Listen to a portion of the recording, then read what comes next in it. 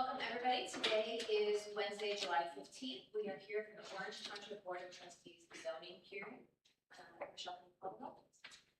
Trustee House. Here. Trustee Knapp. Here. Trustee Randall. Here. Please join us in the Pledge of Allegiance. I pledge allegiance to the flag of the United States of America and to the republic for which it stands, one nation, under God, indivisible, with liberty and justice for all.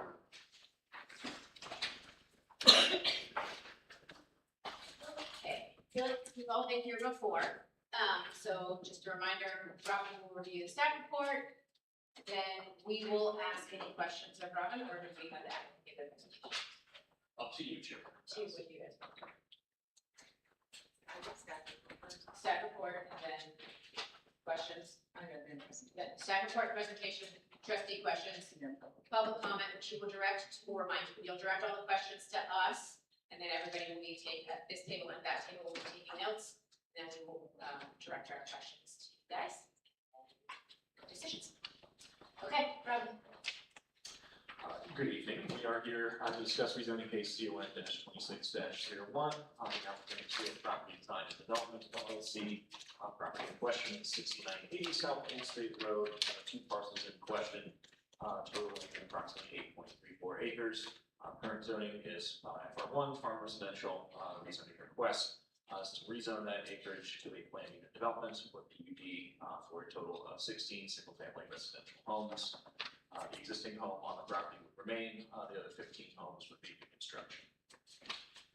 Just a little history. This property was previously subject to rezoning application ZON-25-07 requesting rezoning to single-family planned residential district SFPRD under the prior version of the zoning resolution of Orange Township. The Orange Township Board of Trustees denied that rezoning at the hearing on May 15th. Following that denial, the applicant has resubmitted a new rezoning application to the planned unit development. In terms of surrounding the area, to the north and also to the south, as farm residential districts, single-family home usage. To the south is SFPRD, single-family, in the neighborhood of Summerfield Village, as well as FR1 parcels. Those are both single-family homes and some HOA open space as well. You can see two parcels in question, highlighted in yellow on the aerial map on the screen. To the east is the right-of-way of Southwest State Road. To the west, it's also a single-family residential HOA. In the 2018 comprehensive land use plan, parcels in question are located in sub-area 10. Recommendation 10-1 for that sub-area states to continue large lots of 1 acre or more fronted on Orange, Lewis Center, and Southwest State roads. Well, recommendation 10-3 reads infill remaining lands with planned developments at 2 units per acre if served by centralized sanitary use. On the following page of the staff report, you can see the site plan provided by the applicant. We have a larger version that we can throw up on the screen later as well, but this is just a snapshot. As a reminder, we did receive an updated version of the site plan on July 8th, 1 week ago. So this is the latest version of site plan, which has evolved over time. In terms of density and unit count, again, proposal is for 16 total homes, 15 of which would be newly constructed. That brings the gross density of the project to 2 units per acre. That does comply with the 2 unit maximum per acre of the planned unit development district. For open space, the open space area is listed as 22%. In our calculations, it does not appear to include reserves D and E. D is we'll show the larger version later, but that's for reserves A, B, and C only. If D and E were included, that open space calculation would be approximately 25.3% of the site. As a reminder, 20% is the minimum requirement for open space. For minimum floor area, minimum building square footage is listed as 1,800 square feet. For landscaping, applicant identified planting list that includes Norway spruce, autumn blaze maple, and flowering dogwood trees to be planted throughout the district, for street trees outside of the right of way, and for screening from neighboring properties. Additionally, tree preservation zones exist along the southeast corner of the site, as well as part of the northern property line. And then there's a buffer of landscaping and mounting on the southwest corner of the site. As for amenities, there would be an entry feature and monument sign near the entrance to South State Road. And then a gazebo and playground are proposed for Reserve C at the northwest corner. In terms of access, there's a sidewalk shown on both sides of the proposed Knoll Court, which would be newly created road, as well as the frontage of South State Road. Development plan notes that reserves D and E shall be maintained open space, allowing possible access to the property to the north, and that this shall be detailed on the final plat for the subdivision. So in this light, it makes sense that these reserves are not truly calculated as the open space for the subdivision, because in theory they could be an access to a neighboring parcel. To recap development standards, the development plan proposes a lot width minimum of 73 feet, minimum lot area of 9,450 square feet, a side yard setback of 12.5 feet, a front yard setback of 25 feet, rear yard setback of 30 feet, minimum impervious surface of 35%, maximum building height 35 feet. In terms of additional comments, one of the comments that we did have in reviewing the development text submitted by the applicant lists the permitted use as single-family residential homes and permissible accessory uses. We do recommend expanding and specifying that list of accessory and conditional uses to add some clarity in terms of conditional and prohibited uses moving forward, and adding language that all of the uses would be prohibited.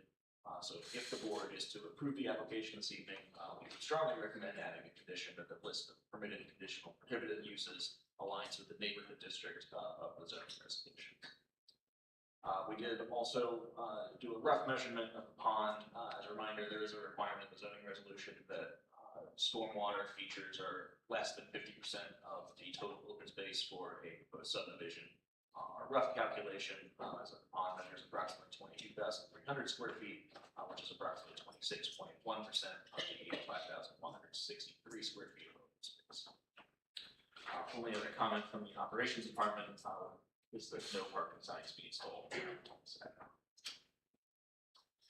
terms of review from other agencies, for the fire department, similar site layout was reviewed and approved by the Orange Township Fire Department.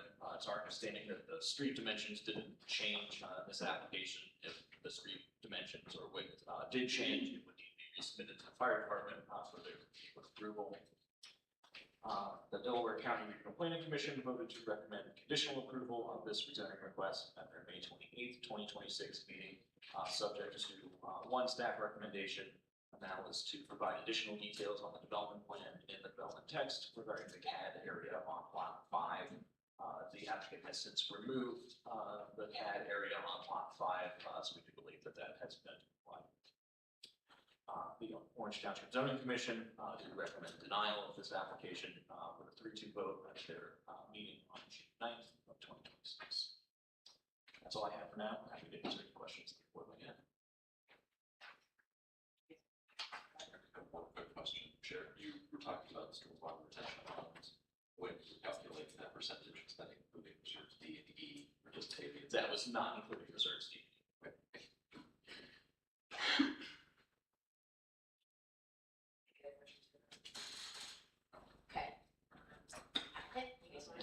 Thank you so much, trustees, township staff. Thank you for your time this evening. I'm Joe Miller, joined by Liz Alexander of the Voorhees Law Firm. As you know, we're here to discuss the planned unit development rezoning proposed for the Oak Knoll subdivision. With me is our client, John Wicks from Real Property Design and Development, LLC. We're very enthusiastic to present this to you tonight, answer your questions, address any thoughts that you wish to discuss, because what we have before you tonight is something that works. And what I mean by that is we've listened, we've looked at the zoning code, we looked at the aspirations in the comprehensive plan, we looked at the specific objectives in the comprehensive plan. And what we have before you tonight is a plan that conforms fully to the comprehensive plan, to your zoning. There's no divergences whatsoever. We're just very enthusiastic to give the township what it has said it wants for this specific area.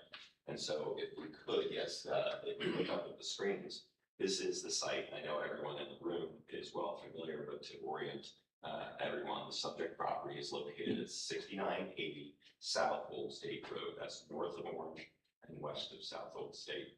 The property is one of the last remaining undeveloped parcels in sub-area 10. That's how it's classified as a comp plan, sub-area 10. It's totaling 8.38 acres, as you can see, and as you likely know from your experience, it is surrounded by developed single-family residential neighborhoods. The property is currently zoned FR1, and Mr. Wicks is seeking to rezone to a planned unit development, planned unit district. If we look at the next slide, it's just a feeling for the area in the vicinity. As I mentioned, it is surrounded by well-established single-family residential neighborhoods. That's Summerfield Village to the south, Glen Oak to the west and to the north, and Abbey Knoll to the east.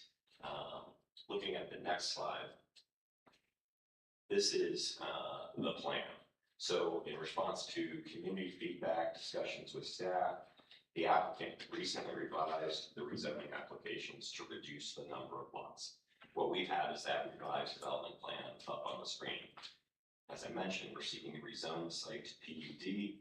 There would be 16 single-family homes, 15 new lots.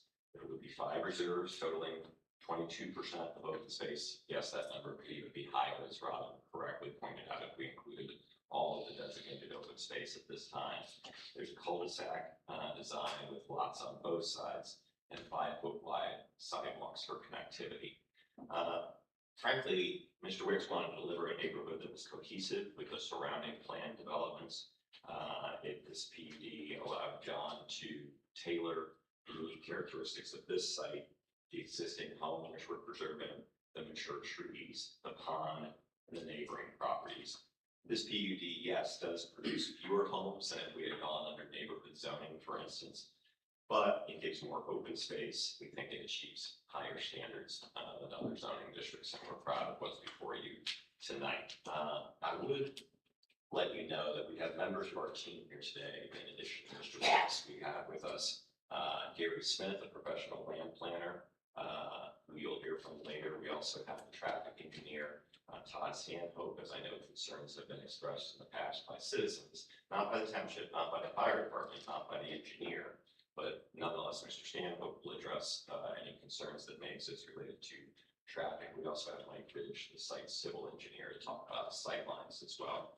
So at this point, I'd like to have Mr. Wicks describe for you a few things. First, the timeline. You know that he's been before you before, and I hope his description of this timeline will show you he's listened, changes have been made along the way. He'll also, along with Mr. Stanhope, Mr. Ridge, address traffic and related issues and how we believe that this development is fully consistent and cohesive with the surrounding uses. Thanks, Joe. Good evening, trustees. John Wicks, Real Property Design and Development, 15 North Liberty Street, Powell.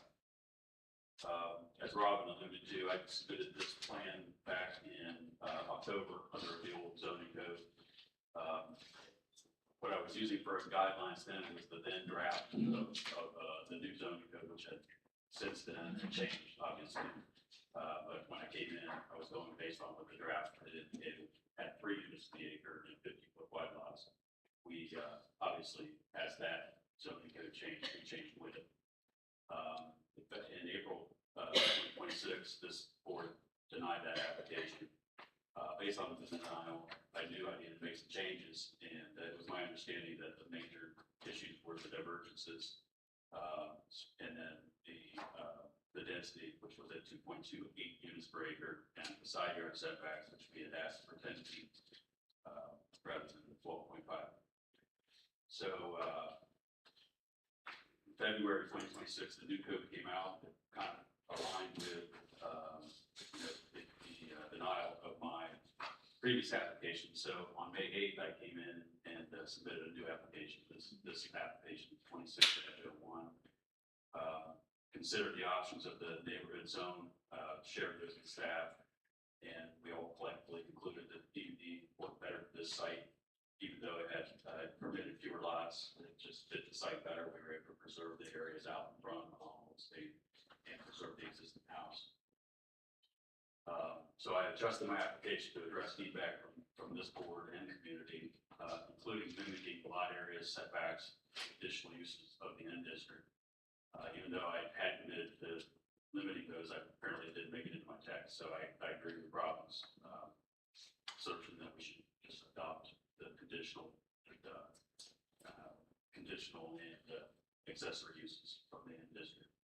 And I also reduced the density to match the complement of 2 units per acre.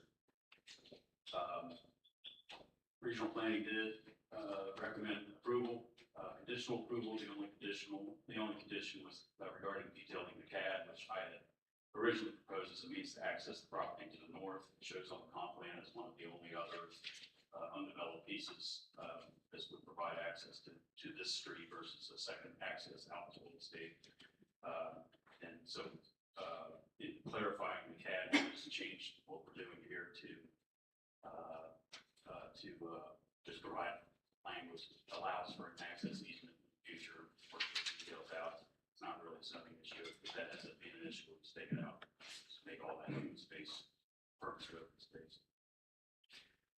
At the June 9th zoning commission hearing, we discussed the application, answered questions, and illustrated how the application meets the comp plan, which I've been told was the guiding document.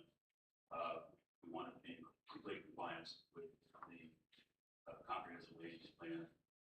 In the hearing, the 2 main concerns were the density, which was 2.03 units to the acre, and the CAD. So we went through and discussed the CAD. I previously mentioned that we dropped the CAD off. We denied 3 to 2 for some reason, even though they didn't really state what the actual reason was. But still, I listened and went watched the video again and adjusted the plan even further to hopefully address any remaining concerns. So on July 8th, I submitted the revised plans, removed the CAD, replaced the language, permitting an access easement with final plat, and I dropped another lot, bringing the density of 1.92 units per acre. Some other items that Joe alluded to that have been issues at these hearings are traffic analysis. Some folks called into question some of the statistics in the traffic analysis, the time of the year during which those counts were taken. Delaware County has specific criteria that they use to determine whether turn lanes will be marked. I've asked Scott Stanhope with Smart Services to speak about this traffic study and discuss the county's requirements for turn lane. Yes, I'm Todd Stanhope with Smart Services and traffic engineer, and prepared the analysis that the county would need to grant access on Old State. And so for a development this size, they're concerned about the turn lanes, the left in and the right in to the proposed access. And they use a peak hour. Like the peak hour is a critical concern. So in a residential area, of course, most people are returning home during the peak hour, so that becomes the critical peak hour for inbound traffic. And their standards show that they have a particular threshold of left turn volume. So it's either above or below that. So it really is not a function of the traffic on Old State. It's for this level, this criteria for road and the speed limit. It's a greater than 10 left turns requires a turn lane.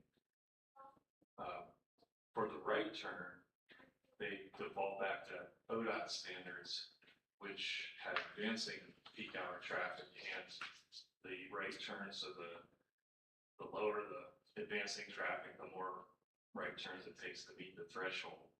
But the threshold eventually is sort of the line parallels and goes to 10, and we're far below that. So the study that you have in your hands showed that both the left and right turns were under the peak hour threshold, and because of the right turn being less than 10, the count on the state was really not, it wouldn't change the result if we did something different.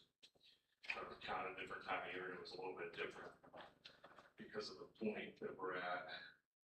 And the other thing I just wanted to point out is the traffic study was done with 24 lots we were underneath, and so with the 16 we would be even farther underneath those thresholds. All right, thank you. Another item that had come up during previous hearings was just safety of this intersection along South Old State. Everybody knows South Old State has bad traffic issues. The county's working on correcting that by widening the road to 5 lanes. But nonetheless, in hearing the concerns about safety, I talked to Mike Bridge, who's my engineer, actually used to be my adversary when he worked at the county engineer's office years ago. But I asked him to do site distance exhibits to show whether or not we had clear site distance coming out of the subdivision. And there's two different site distance criteria. There's site distance for the folks that are coming out of the subdivision to the left and to the right. They have to have a certain distance that they need to be able to see clear. And also for folks that are driving on South Old State, there's a different distance that they, stopping site distance that they have to meet. For those folks seeing somebody come out and may not be coming out of the subdivision in a safe manner. So, I've got Mike here, he's gonna speak a little bit to the exhibits that you see here to show, and explain what the county requirements are and how we meet. Yeah, this is, how you been? It's, stopping site distance is, really important to me for any site. There's two important things for safety and use, and that's site distance and an adequate outlet for drainage. And I can't see that far, but in stopping site distance is, what this is, which is very important, it's from the perspective of the person driving, looking at a 2-foot object. Why is it a 2-foot object? Is because that's the height of your headlights. And so what happens is, and the first exhibits for stopping site distance is when a driver sees somebody pulling out of the intersection, they have to have enough time to react, which is 2.5 seconds, and then they hit the brakes, and then they have to slow at a deceleration rate of 11 feet per second squared. And this is how it's determined, that distance. And the distance here for this speed limit, which is 55 currently, which they're going to reduce it with the improvements to South Old State. They're going to reduce it to 45, but we did the 55, and that was 495 feet in order to perform that. That's using the calculation, but also using the table with the location design manual, volume 1. And so this looks at the driving portion of the safety matter. The second one is the person at the stop, the person actually leaving there. And this is actually a longer distance because the person has to, it's mostly for the left turn drive, people departing the subdivision, making left turns, because they have to cross one lane that's opposing them and then blend in with the lane coming, in this case, to the right. And so that distance is 610 feet for the 55 miles per hour. And so what intersection site distance is, the person sees a gap in the traffic and then they accelerate in order to get in there, and there's they call that the time gap. And so that's 610 feet. Now looking at, there was a survey that was conducted by insurance, right? It was an insurance survey, and they got the, we created a surface, and I ran an alignment to both stretches.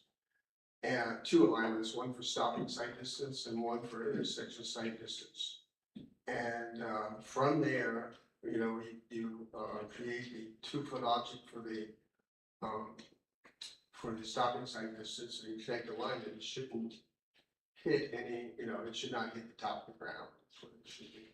I went out to the site though, and it's very important that you verify what you see in a survey, because you don't see, like in the case in Genoa Township, where there's trees, and if the survey will only pick up, you know, the survey will only pick up the ground because they don't shoot the trees. So, you know, you need to really, so, you know, what I do is I get down to about 3.5 feet and watch cars coming and see if that's reality there. And it was. And I feel comfortable that with the survey that we have there meets that, and that safe site distance is available. And there should be 2 exhibits there for you. If not, I can send it to you. Thank you, Mike. Rob, could you move to that exhibit right there? Thank you. Well done. There was also some concerns mentioned in some previous hearings about the lot depth, as I understood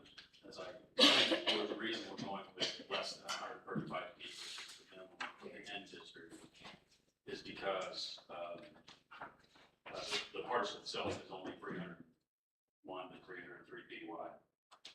So with a 60-foot right of way, we're able to still get 120 feet as a minimum depth. And I put this exhibit together just to illustrate, the number of lots within this portion of Orange Township that have either 120 feet or less side yard setbacks. Of lot width. So clearly it's not out of character or normal and desirable because each of these lots have homes on it.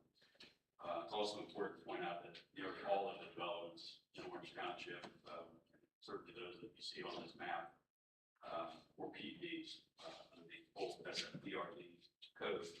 But they were not strangers. They all chose to go the PUD ways that, because it was intended to provide some flexibility and such. So as proposed, the most consistent, at least with the surrounding developments, it fits in almost identically to lots of subdivisions over there. Thank you, John. And so let's take this plan, let's take these facts and tie it back to the law you've taken an oath to apply. If you look at the slide on the screen, it sets forth the criteria for rezoning PUD under section 10G of the zoning resolution. There are 5 considerations. We submit to you that all 5 are met. So we brought with us tonight professional land planner Gary Smith of G2 Planning. Gary has done work for townships as well as for developers, and he's analyzed this plan specifically in light of the 5 factors set forth in 10G. Gary. Thanks, Joe. Again, my name is Gary Smith. I own G2 Planning and Design. We're the land planning, landscape architecture firm. We have an office. Can you downtown. speak into the microphone? Oh, yeah, I'm sorry. Thank you. Is that better? Yes. Okay, perfect. I'm a land planning, landscape architecture firm. I've been doing this, land planning, land development, zoning, for about 33 years. I know I look pretty young, but I've been at it for a while. One of the things that they've asked me to do is just kind of analyze the development, kind of from a big picture standpoint. How does it comply with the zoning code? How does it comply with the comprehensive plan? The advantage that I have, you just heard from a couple of engineers. They gave you a lot of great data, talked about some facts. I get to talk about the facts, but I also get to talk about feelings a little bit. And some of that is ultimately how the development is going to feel and kind of conform to what the township's already stated that it wanted. So when you look at those 5 factors, there's several. I'll just address them kind of one at a time. But so the first one really is the development consistent with the purpose and the criteria and the intent and standards of the zoning resolution. So from my standpoint, the development satisfies the purpose of the PUD. So the PUD really is established to provide kind of flexibility for unique projects that promote the goals of the comprehensive plan, but that cannot be accomplished under a base zoning district in addition to fostering orderly development. So one of the things that I have heard tonight, and I also kind of paid attention to a lot of the comments made at the meeting, a lot of folks seem to object to this being developed as a PUD in development instead of just being developed in a neighborhood district. I would like to flip that around. I would like to suggest that there isn't any way that the township should consider this as a neighborhood zoning district. And there's several reasons that I say that. The one thing that the PUD does is it allows for, John has clearly demonstrated that he could develop this site under the neighborhood district. There is a layout that works. But the disadvantage to that township is there's very little regulation in the neighborhood district. You have side yard setbacks, front yard setbacks, all of which John has already agreed to meet in his plan development. But the things that are missing are kind of the intangible things, the things that make the development good. The potential for additional open space, the configuration of the site itself and how it relates to the surroundings, the architectural requirements. To my knowledge, the N district doesn't come with any specific architectural requirements. John has self-imposed those architectural requirements on himself in this PUD. So I think the PUD allows this project to be held to a higher standard than what the neighborhood district would ultimately offer. So I think that is a good reason for me to see this project developed under the PUD. And I would think that the township would value those things that we talked about as well. And when you look at the PUD, in addition, the development itself meets each and every requirement of the PUD. The development, the application is not asking for any divergences from this zoning code. And that's pretty unusual from my perspective. Most of the time when we work with a developer, there's always some sort of a divergence that gets asked for, that somebody's looking for, and they're looking to make a trade-off in some way. John has basically consistently heard, I think, the objections of the board, heard the objections of the neighbors, and has tried to craft this development and revise this development in a way that complies in all those regards. So, next, comprehensive plan. This is a document, obviously, that the township has taken a lot of time to kind of go through and to prepare, and this is the township's guide for growth in the township. The township anticipates growth. The township has carefully planned for growth, and the comprehensive plan is the document that establishes essentially what the township expects to see. And there's a number of things in that comprehensive plan ultimately that this does kind of comply with. So would you be able just real quick to flip back to the site plan?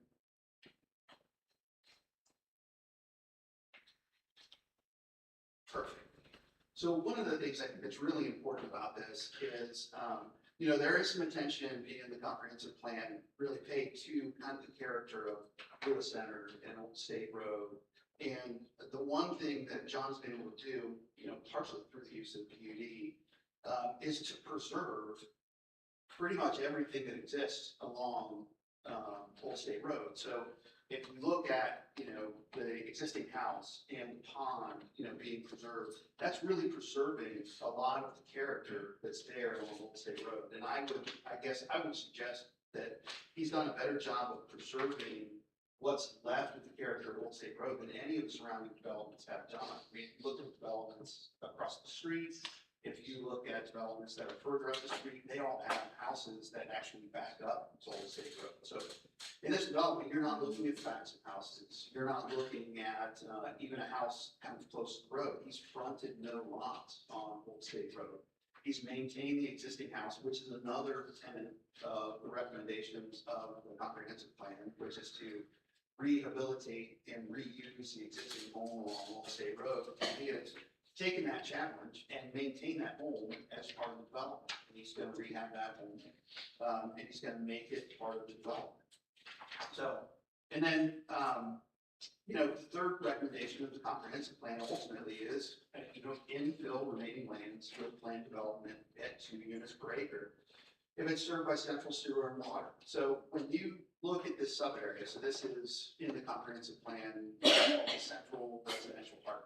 This is sub area 10 in the comprehensive plan.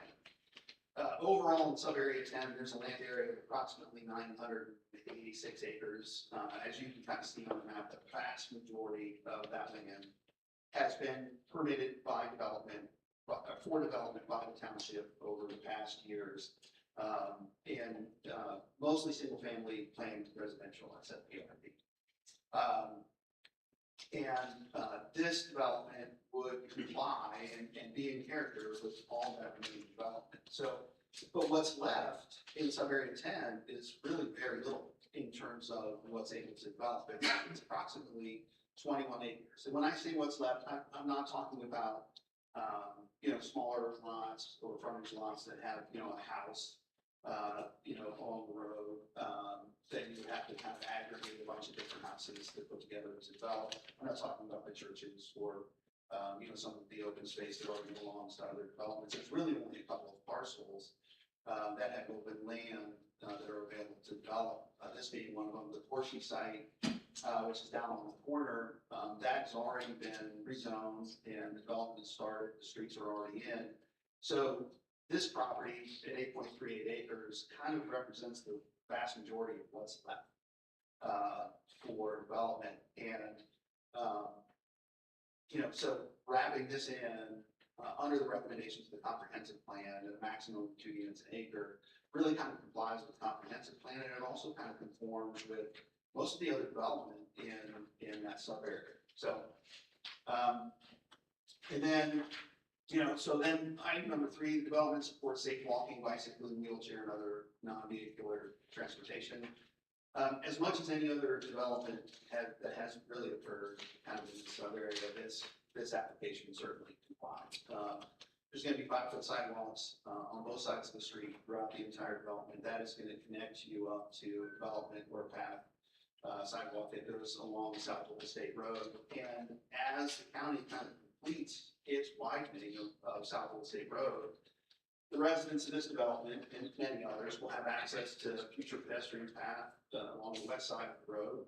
And Orange Township's broader network of multi-use paths and parks. So this development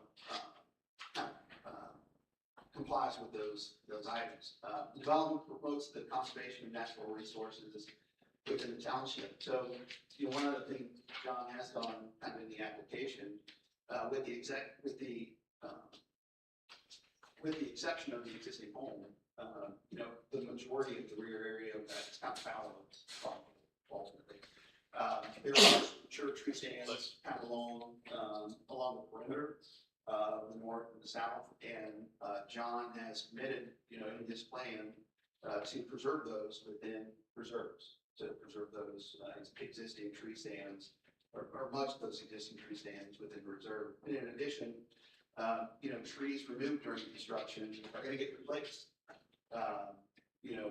at a similar species at a similar rate. And the landscaping will include native ground species and 5 reserves totaling 22% open space. And also the preservation of the existing ponds to again maintain that character won't stay. And then number 5, the development promotes the public health, safety, and welfare. So again, kind of as much as any other development can promote the public health, safety, and welfare, this development complies. It meets the township's needs for housing. The comprehensive plan recognizes a need for housing. Goal number H1 is that to adopt to township growth trend, encouraging housing diversity. Orange Township's significant growth requires creative strategies to satisfy its housing demand. Strategy H1.2, allow for more flexible housing options in targeted sub-areas. And this is in one of those sub-areas that has a recommendation of allowing them to develop at 2 units an acre. So there's a lot of ways I think that this township ultimately complies with some of those things. Also, the applicant has addressed all his issues and concerns raised in the prior hearings. And I'll let Joe kind of take over from here. Yeah, and if we look at the next slide, those were issues raised related to a common access drive previously proposed on Lot 5. That's been completely removed. Reserves D and E provide passive open space and may allow for potential future access to adjacent properties. So there's no plan to do so. And Kurt Rob did not include that in calculations of open space. Again, we still well satisfy the standards. So the initial plan showed a density of 2.03. The applicant was receptive to feedback, again listing and revised the plan to create a density of 1.92 per acre. So in the concluding slide, I would like to just thank you for the trustees' time and attention this evening, township staff as well. I feel that the applicant has been receptive to feedback at every stage. The plan before you today correctly reflects and addresses concerns raised by staff, regional planning, the zoning commission, and takes into account the feedback that this board provided prior application. With the CAD removed with 1.92 units per acre, we feel as though every concern has been addressed. It's consistent with the township's comprehensive plan and its specific recommendations for sub-area 10. Satisfies every article of, or every criteria of Article 10 of the zoning code with no divergences requested. So we're happy to answer questions. We love the opportunity to respond to public comment, but we believe we provided the township with exactly what it's told the citizens it wants. And we ask for your approval this evening. Thank you. Thank you.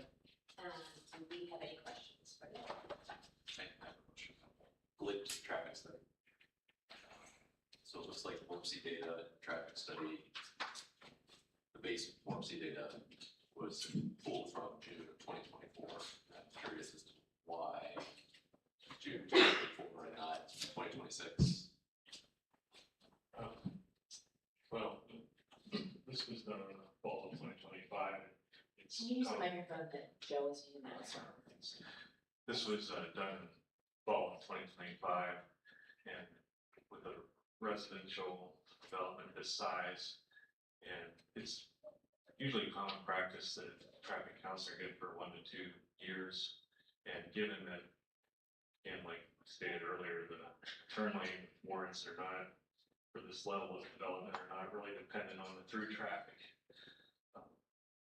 It provides a way to provide the information they need, but you know, if the development was larger, it would be maybe and it factored into the warrants, they might, the county might make us go out and do a count, or there might be one that come available from something else. But usually if we have a count that's 1 to 2 years old, it's usually accepted as, well, obviously during the COVID period, when people weren't working, we had to do more counts. But now things have settled back, where traffic's more regular.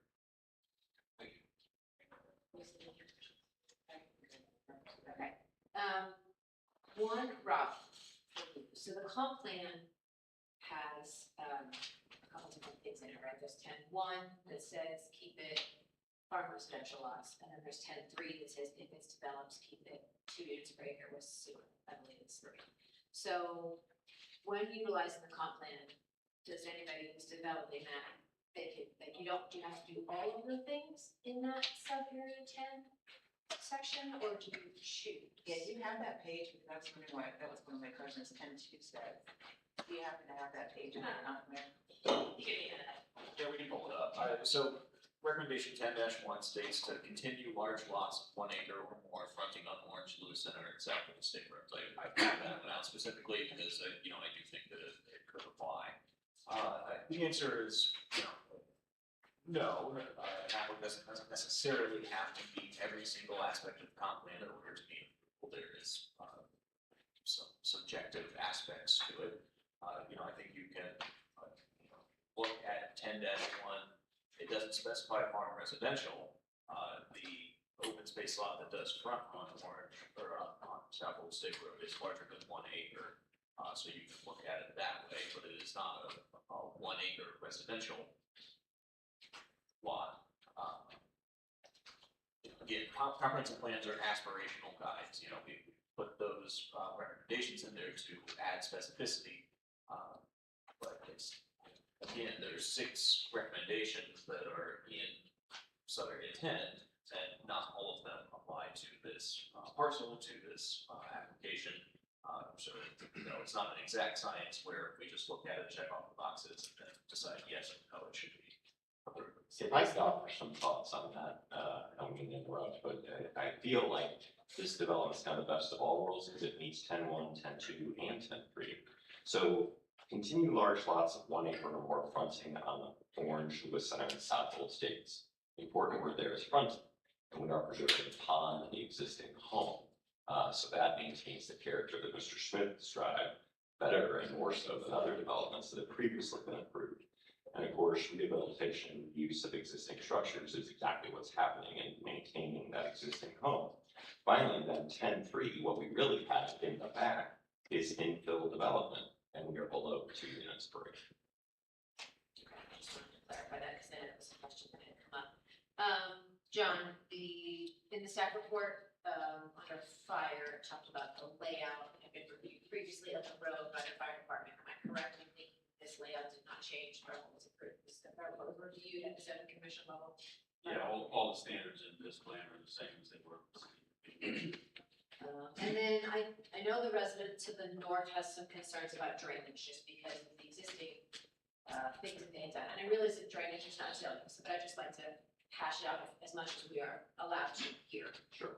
When I'm looking at sheet 2 and I'm studying my utilities, I can see that the storm drain is going along basically properties on the south side, 8 through 14.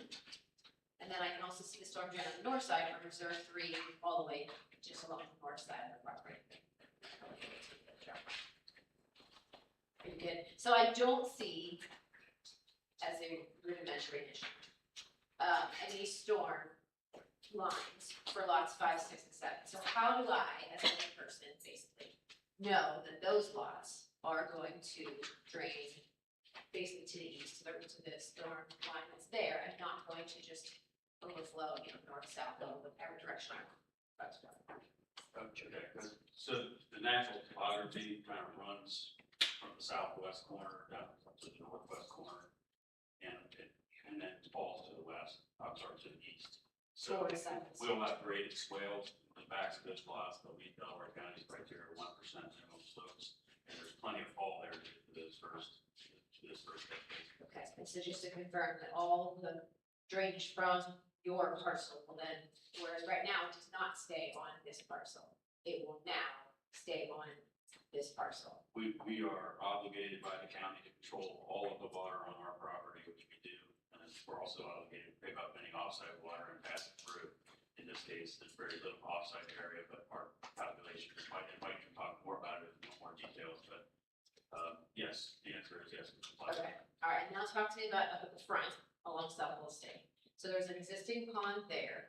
Can you just kind of like, again, layman's level, explain what's gonna happen to the pond, what the drainage is now with the road at existing conditions versus what the drainage of that pond will be with the road at widened conditions and how it appears? Sure, so what the plan shows is actually interconditional state based on the county's plan. The pond is very much the same shape it is. We are going to lower the water level of the pond to the point where, so we can get all of the site to drain into it properly. So the footprint of the pond is going to be basically the same. So you're going to dig it deeper? Is that what the We're gonna water dig it. means? We're going to dig it deeper. So it's gonna be drained during construction. That's right, yeah, How right. does that happen? Pump it out, yeah. Take the fish somewhere else, maybe somebody needs fish. We're gonna have a lot of Keep throwing that township. Uh, Probably not allowed to say that. Yeah, actually, Mike, why don't you go, this is your. Yeah, evaluation. so, for the pond, the way they do that is you pump the water down and then you, start excavating, we have to we can't really be guaranteed that they built that pond correctly, so you'd have to bench it in, make sure that you put in a trench in there in order to, sometimes the water will take a subsurface route, and we don't want to do that. That the pond actually, when you look at the pond, the footprint is actually bigger than what the water surface will be, because the county has a regulation where you need a 12-foot berm access all the way around it. So actually the wet area is much smaller. You'll see a 12-foot area around there, but where you see the contours, that are closer together, that's where the slope is 4-to-1, and it goes 4-to-1 for safety down, the depth. So you get into a pond where it's too steep, it's not a good thing, and also, control the depth so that it's not a safety hazard. But what was your concern about the So drainage? just it speaks to drainage now, because my understanding is the property to the north is on a septic system, and so I believe maybe the pond naturally drains to the north. Yeah, it drains, actually, there's a pipe there, and that was seen in the survey, and it drains, 12-inch pipe, and it drains. Right now, you see that line in the dark over here? If I missed the long, I need a pointer there, but zoom in closer there, zoom in closer. See where the storm is now, how it is? It's kind of like, that's the existing, even though that's going to be a proposed line, that's where that pipe goes now. It goes to the property, about the center of our property, and it drains north. And, that's probably, it could have been a problem. So, we have worked out here is we're going to take drainage and collect it in the pond, and we're going to take it north to it's a 21-inch now, pipe that crosses South State. But the county, with their plan, is supposed to go in and be built in 2030, will be a 24-inch pipe. But we'll have the water detained enough so that our entire site will go in the pond by either the pipe will contain what they call the 5-year storm, which is basically about 3.2 inches of rain. And anything more than that, it'll surface route, and then we use the road as a surface route, and it'll make it to the pond. And then everything gets into the pond, either from the pipes or from the surface.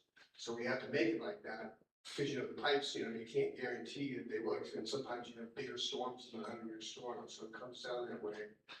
And then we're gonna take it, and then we take it into the pond and store, because you're outletting with a smaller pipe, and then you have the storage there, so this will, how we control the additional runoff from the impermeable surface and from the site. And so we will no longer be discharging the property to the north, but actually it will be along South Old State. And there's provisions in the plan, county road 10 plan that they'll be able to intercept that.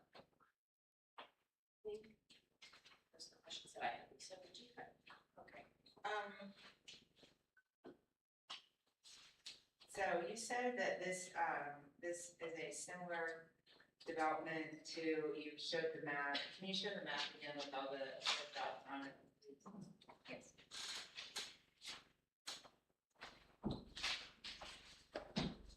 Okay, so in this map, it showed the existing lots with 120-foot depth or less. And also showed some, similar subdivisions around it. But I don't see any that are actually up against this, the proposed property, except for just that little tiny bit there. So what percentage of this property actually is adjacent to the property lines? What is adjacent to the single family? Like 10%? The amount of land area that abuts the subdivision to the south. Perimeter measurement. Yeah, I can't give you that percentage. I can just say, obviously, that it's very cohesive and consistent with what we do see to the south and then further to the east. Yes, but my point is, it looks like it's maybe 10% of the perimeter of this entire neighborhood is actually inviting a similar proposed use to what you're proposing. So I think it would be a little bit different if it was surrounded by dense single family, or if all of the properties were being rezoned. I'm just making that point that I looked at the Meyer in 23, and if you were to show a map of the subdivisions and areas around me, you can make all kinds of arguments. If there's condos there, there's Meyer, there's Walmart, in the surrounding areas, but the commercial and some of the higher density developments don't actually touch my existing single family. So sometimes you can make the argument that there's this stuff, these similar developments all over everywhere nearby, but I don't see a lot of actually touching this particular piece of property, even though there is some in the area. I would not dispute with you, trusting out what the exhibit shows. It shows what it shows, and of course, it's not a requirement for rezoning. It's not. There's no divergence is requested. This is merely to give context to what they talk about size of the area. I just want to make that point. It's not like it's a little bit different, because when all these other developments came in, they basically took a large FR1 property, or they took it like an aggregate of numerous property owners that got together. This is, I know it's not spot zoning, but it is kind of shoving a high density development into, and that's of course the concern. It's unfortunate that it's not a bigger piece of property that's aggregating, because this will affect the quality of life of the neighbors. I think there I would just respectfully disagree, because the comp plan is so specific in sub area 10 and actually accounts for this property and the property being developed to the south, saying, look, if infill development happens in those areas, we want 2.0 or less. We've achieved that 1.92. Yes, but it also says that, maintain the existing 1 acre or larger lot, so. Which I know we've you're done doing that. South Old State. Yeah, you are on South Old State, but this lot extends further back, so. Well, Lots to respectfully, it lots, talks about but- lots fronting on South Old State and infill development. This site has both. Yeah, I don't think anyone that owns an existing house or would purchase a house would imagine, based on that plan, they would think it was one or the other, maybe not imagine that would ever be, single. Yeah, because it looks like one or the other, but I just feel like there's a conflict between 10.3 and 10.1, just like Trustee Bell said. And so can you go back to the? I believe this development harmonizes those two things, achieve those, but I understand your thoughts. Can Can you write that again?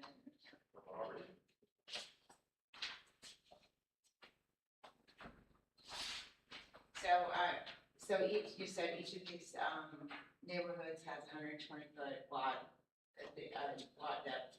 So what percentage of those received divergences when they were rezoned?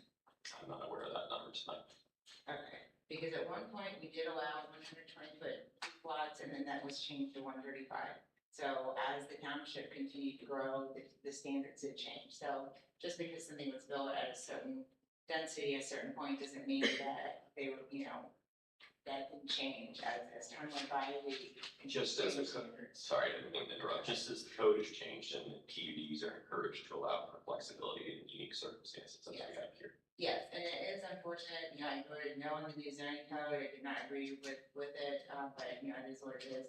We wouldn't be here, I think, discussing this if it had not been approved, but that said, the purpose of the PUD is to allow flexibility and unique development, so what is different and unique about this development? I see it, if you're gonna say that it's just like Somerville Village, what's unique about it, what's diverse about I it? think Mr. Smith spoke to some of those factors about what we're preserving in terms of the home, and the pond, and the church trees. And so, as I understand both the township's code and the point of PUDs in particular is to allow for development that conforms to the code, yet takes into account features like that. I believe Mr. Briggs has done that. It does retain the streetscape, which is a positive, but it is definitely positive.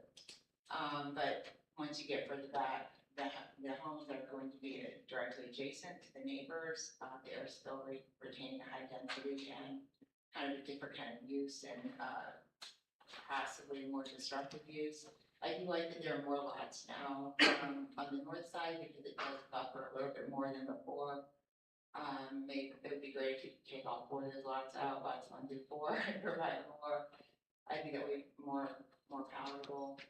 I don't know, probably not possible, but Well, I like how you put it, Trustee. You put it better. Trustee Knapp, you put it better than I did. The preservation of streetscape was important, and I appreciate yeah, that is important. But I don't know how is this. It said, can you put back the PUD purpose? What page was that?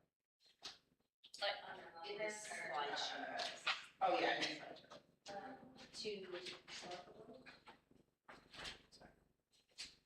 like this one.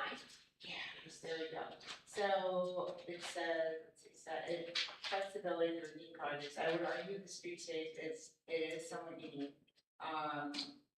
But this cannot be accomplished under a big zoning district. So why could this not be put into the neighborhood district? So we have a neighborhood plan. I probably have copies that we can share with you. It leads to higher density and frankly all of the lots abutting the south. And so the PUD provided for the flexibility to have a better, more buffered development. To proceed under the base zoning district, frankly, we provided a plan that I think was still more opposition or thoughts than we may hear here tonight. It's just a better plan under the PUD than Do you what have they it, were. can we display it? I don't think it's in our presentation. What you would see is numerous lots, more lots, frankly, than the 15 new ones we're proposing tonight. And most of them, not all of them, are abutting to the south. And it meets what is the minimum lot depth for the neighborhood? Is it 135? Yes. Okay, and so you can meet the 135? With more lots, and frankly, I think a less desirable layout that didn't preserve some of the more natural. How many of you got rid of the pond? Yeah. There was retention somewhere. Where would the retention be then? Under that plan, we had moved the retention pond closer to the middle of the site on the property. And what is how wide is, or how deep is the lot? North to south? What's the measurement? Each lot, Sorry, the entire property, like how? the deep is width of it? the lot along south. It varies from 301 to 303 feet wide. And so I would also point out that probably one of the main unique characteristics is this is one of the last undeveloped parcels in this area on South Old State. So I give John a lot of credit and Robin as well. He has worked with and talked with your professional staff to decide that PUD provides a much better layout for the site, for the neighborhood, for the area. And he said, John, how wide, how deep is the lot, did you say? 303? 32, 301 at the narrowest, to 303 at the widest. so that would be 270 feet if you had two lots, and then space for the road, how would that be possible? With lots on both sides of the road, it wouldn't be, that's why we only had lots on one side of the street On that in that plan, scenario. So there's 60 feet of right of way. on that plan, do you have a copy of that? No, we didn't bring a copy of that, that's not what we're proposing. Okay, I'm just saying, it would be interesting to see that, I I think that was shared when it was presented. I was trying to find that. It was part of my presentation. so, and how many lots were? It was 19. But some of them were turns.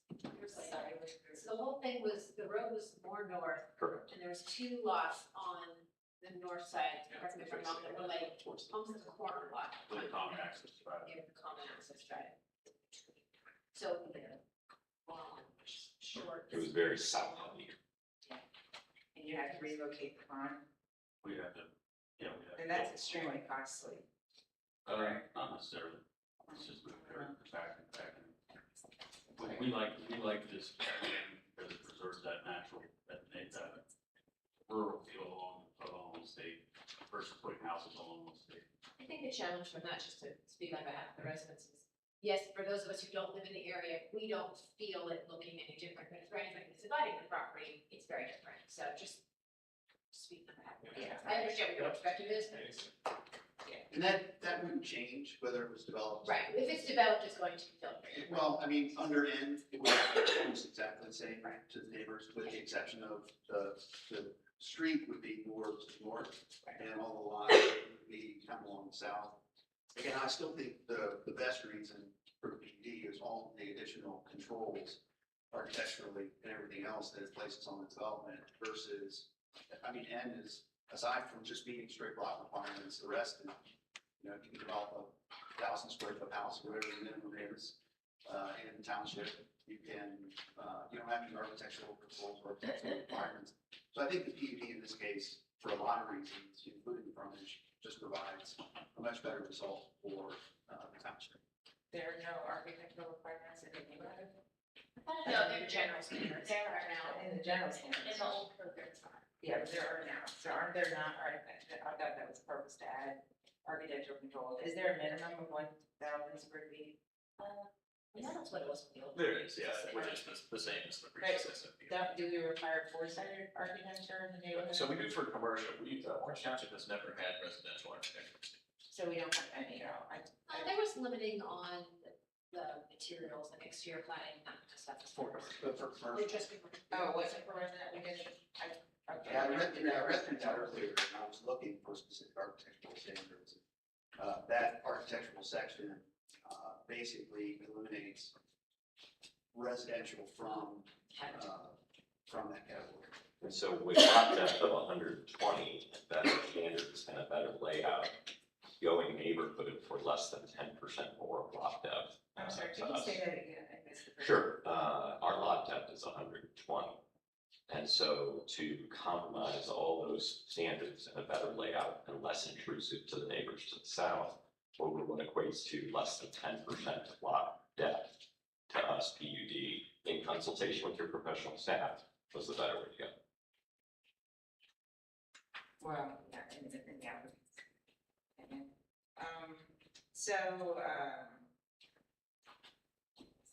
So in theory, so with this PUD, there really are very few standards other than density and some other things. So in theory, you could have some lots with 0 setbacks or 0 lot widths. I mean, 0 setbacks, very small lot widths. What would keep you from requesting that? I mean, if you're gonna say that PUD, you know, there's no divergences, there's no exceptions requested, you could also take that to the extreme and say, well, we're all gonna have 5-foot side yard setbacks, we're gonna have 10-foot rear yard setbacks, right? Yeah. Correct?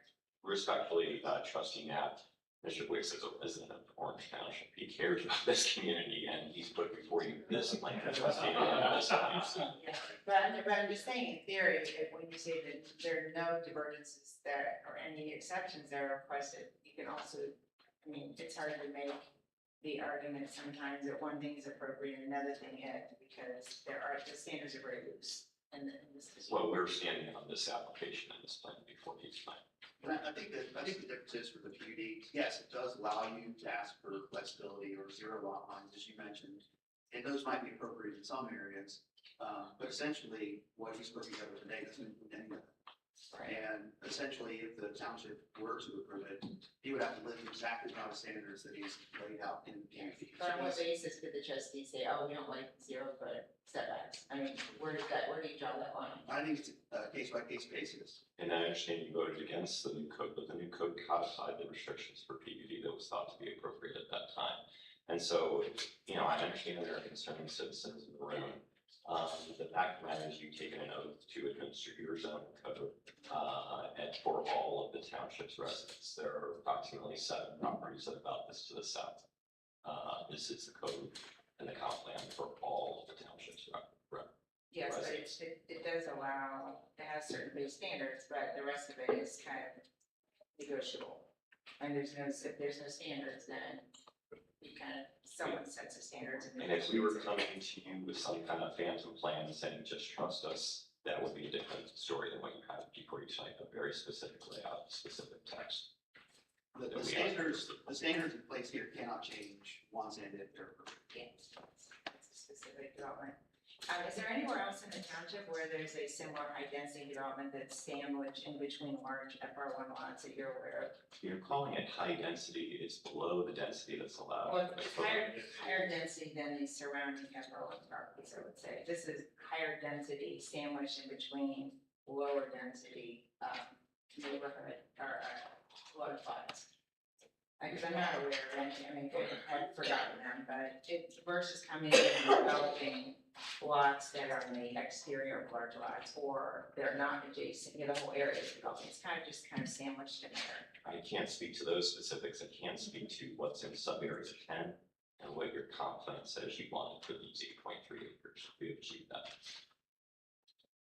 Is there any way to provide additional buffering or anything for the neighbors that you've not provided to have less obstruction to them? I know it has changed a little, so that the units are further to the west, which I appreciate. There's simply more open space, other good things, but so it's not quite up against the main residential building, but I'll need something more. Is there any additional buffering or anything that could be provided? I think we've been thoughtful about the landscape plan, yeah, this is what I was looking for. But John, you want to speak to that? Sure. I met with the neighbor to the south and the north, understood their concerns, and we want to try to keep it as close to what it looks like now as we can. So we agreed to and put notes specifically to this on page 2 of the development plan, committing to tree preservation zones in certain areas where there actually are existing trees, and as well as tree replacement areas. If we have to take some trees out with the grading or the utilities, we replace them. And so those are not requirements, but those are standards that I imposed on this development. So yeah, we do appreciate that. Would just like to also just kind of address the prior question. I mean, if you go back and just look at sub-area 10, you can see a number of instances where many existing lots are surrounded by PUD. So, you know, there's kind of sawtooth, kind of all the way up and down the road. There's some down along the south road as well that are kind of surrounded by existing development. It is not uncharacteristic in the township to have FR1 development right next to, or in front of, or, you know, located nearby. Yeah, but not like in between. I'm not familiar with any areas because I mean, I've been here since 1998 and whenever it's just FR1, it typically would be a large block of land being developed or in between, maybe possibly in between 2 extremely large lots. This is kind of unusual because there's so many, you know, adjacent properties that are large lots. I was just north of us, there's an example where there's several FR1 lots separated by development. Where is that at? Just to the north of us. If you zoom in on 10 there and you go just to the north of our entrance. I don't know if you can zoom in on that.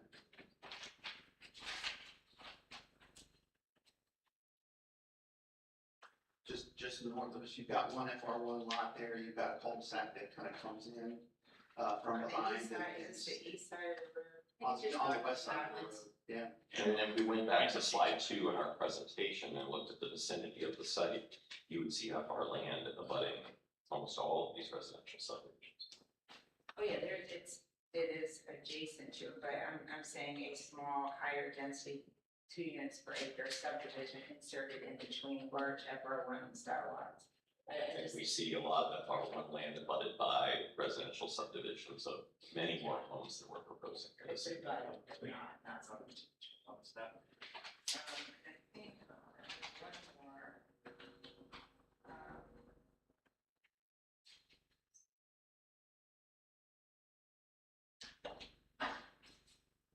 Shoot, I can't remember. Another question, I'll just say that. All right, so we're gonna open public comment. We know a lot of you guys have shared your concerns before. I understand you probably want to share them again, but as always, please keep your comments brief. If somebody said what your, piece was, feel free to come say, I agree with everybody else before me, but you don't have to restate what somebody else has said.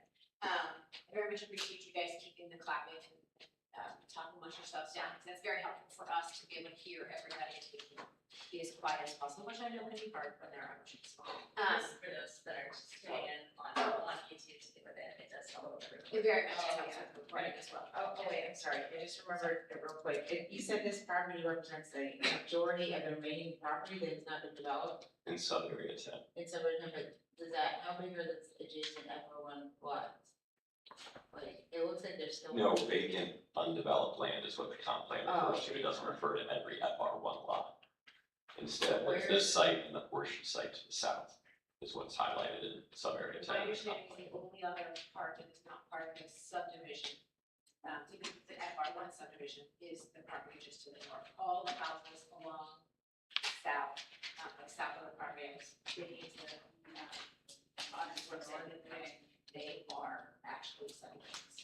They are FR1 lots, it's flat. Correct, they're not undeveloped land. But, so this is undeveloped land? Is this not FR1? They are also FR1. They are abutted. Alright, but as far as just land in general, that is remaining, that is not being developed at the single family, there's still a lot of other lots, right? Okay. Okay, all right, public comment. Remember, you're addressing us. We will take notes, and then we will rephrase questions at the end when everybody is done. This is not a back and forth conversation. We'll listen. Everybody state. Please state your name and address for the record. Yes, good evening. My name is Brian Hunt. My address is 3300 Riverside Drive, Burlington, Ohio, 43221. Before I begin, may I approach?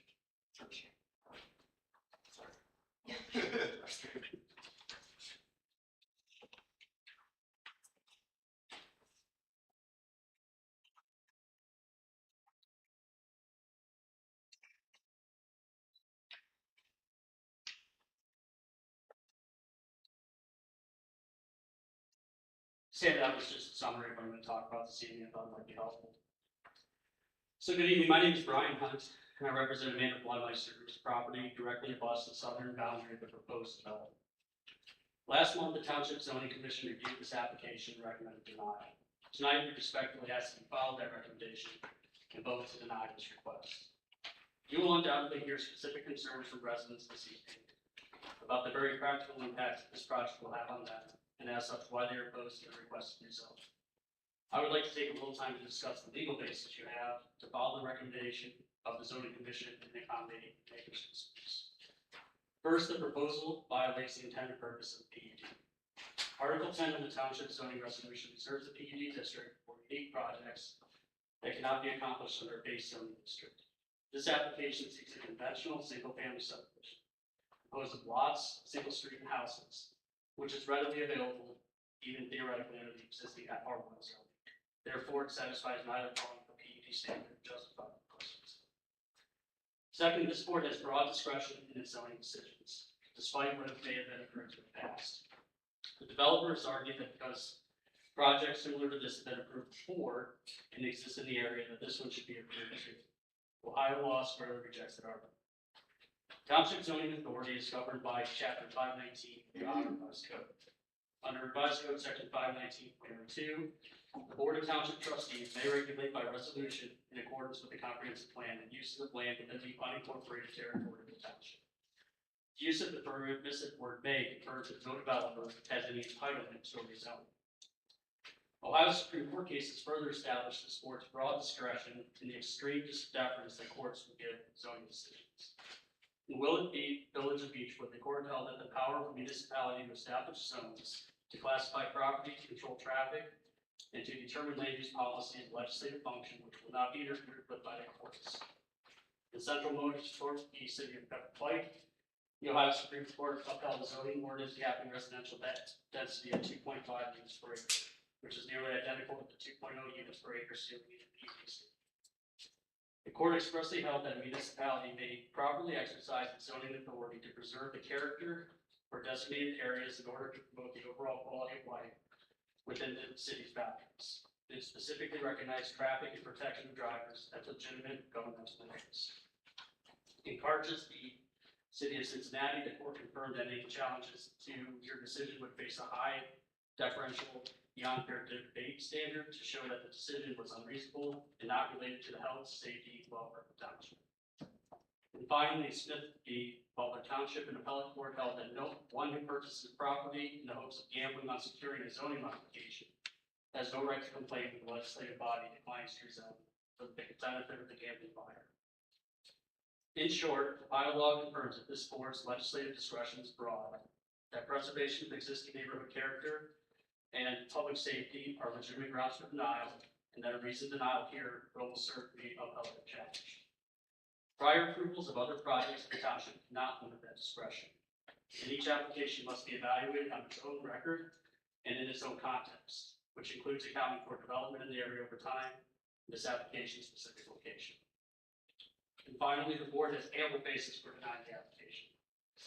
Comprehensive Plan Goal 10.1 mandates that large lots of 1 or more acres fronting on South Old State Road must exist. This application violates those standards. There are unresolved traffic and safety concerns at a single cul-de-sac access on a big arterial. There's direct and certain harm to neighboring property owners. There's recommendation of denial from the zoning commission and not compliance with the PV standards. And most importantly, there's overwhelming opposition from the township residents. Ultimately, the zoning commission was correct to recommend denial. And on behalf of my client, we respectfully ask that the board follow that recommendation and deny this application. Thank you for your time and your careful consideration.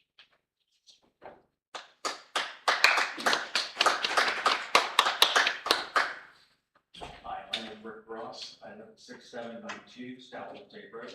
The question I have is regarding the pond. It is my understanding that with the new road widening, half the pond will be gone, so maybe they can address that. Because the flow of the water definitely affects us, 3 properties to the north. So that's the question I have, is regarding the pond existing now versus what's going to happen when the road is widened. Thank you. Next. Good evening. My name is Satya Manivan. I'm a resident at 2097 Chicory Court, Lewis Center, that is right adjacent to the development property. So we have heard a lot of things about traffic studies. I want to point out many of these are theoretical, and where the data is available, it is outdated. We have already addressed that, but I want to point out that this is not a question of adding a few more cars to the road. It is a question of community safety, because we are having an issue of left turn, right turn, and pedestrian traffic all congested into this narrow spot, which is very close to a busy intersection, Orange and South Old State. So this is not a simple question of whether the traffic fits the community. It is a question of whether the community feels safe about this traffic. And I want to address a point that was made earlier, which is that he was receptive to the comments from the community. I just want to remind you what happened the last time we brought a proposal. Trustee Knapp pointed out that the houses are too dense, that she wants to reduce it to 15, not 16, 15 houses so that it'll fit. He said, you would. Not that I consider, or let me think about it, you would, because that's what he thinks of this community and this trustee. Oh, this is not an isolated event. We have seen this over and over again. He has a very bigger team this time because he wants them to speak for him, not let his outbursts reflect what he actually thinks about this process. They listed the number of times they have come before this board with the number of modified proposals. It doesn't reflect the major community concerns that we have raised. It just goes into smaller and smaller incremental decreases that he wants to make as concessions for the community, not as let me plan something that will make the community better. That is not his goal. That is clearly shown in the number of events that he has processed. And what is the result? The first meeting, we had over 80 people show up. Here, the meeting time has changed, and the community has started giving up. The community has started losing its trust in this process. Whatever message you make here will reflect that trust in long run. The second one, the project dedicates its, the project is proposed under the PUD code. What we understand is that it has to be unique and beneficial to the community. Say, for example, have a childcare center surrounded by small houses so that people who use the childcare center, who work at the childcare center, can also build their houses nearby. Or have a mom and pop store in which the community people live, the people who work at the store or people who own the store live around. Not to inject, like you mentioned, and inject a high density subdivision that can fit into another neighborhood if it has been planned properly. It is not a fault of the property's dimension. He knew when he bought the property what dimensions were. But he chose to buy it this way and try to fit as many houses as possible. Not the other way around, where he's thinking about the community and reflecting on what will best benefit his community. The second one is he keeps arguing that I am a property owner and therefore I have the opportunity, I have the right to develop. He is a temporary property owner. All developers are. He probably has 30 months of ownership of this property before he hands it over to an HOA. I have a 30-year mortgage on my house. My hardships outweigh his because I have to live with it for 30 years. He probably has to put up with whatever hardship he has for 2 more years. Why are these concerns important? Because some of these things that he has proposed cannot be met within the timeline that he will be the owner. For example, he says it improves the connectivity. Let's look at the map. The one that is right in front of you. There is connection to the south. Where is the connection to the north? The sidewalk doesn't connect to the north. So what happens when somebody has to drive their wheelchair all around this property and come at that point and say, yeah, I have to go back? Is that what we want to tell the community? That we don't look carefully at plans before approving them? What happens to somebody who wants to cross that intersection? There's no traffic lights. There's no dedicated left lane or right lane. There's no dedicated sidewalk lights. What happens if somebody has to cross that? Some child thinks that it's safe to cross at that intersection at night. This is a subdivision. They're not going to have lights to indicate where people are. How are we going to address that? Is the community going to take liability for any safety incidents that happen there? Because we're not going to be the owner. It all comes down to the community and the county to take care of those things.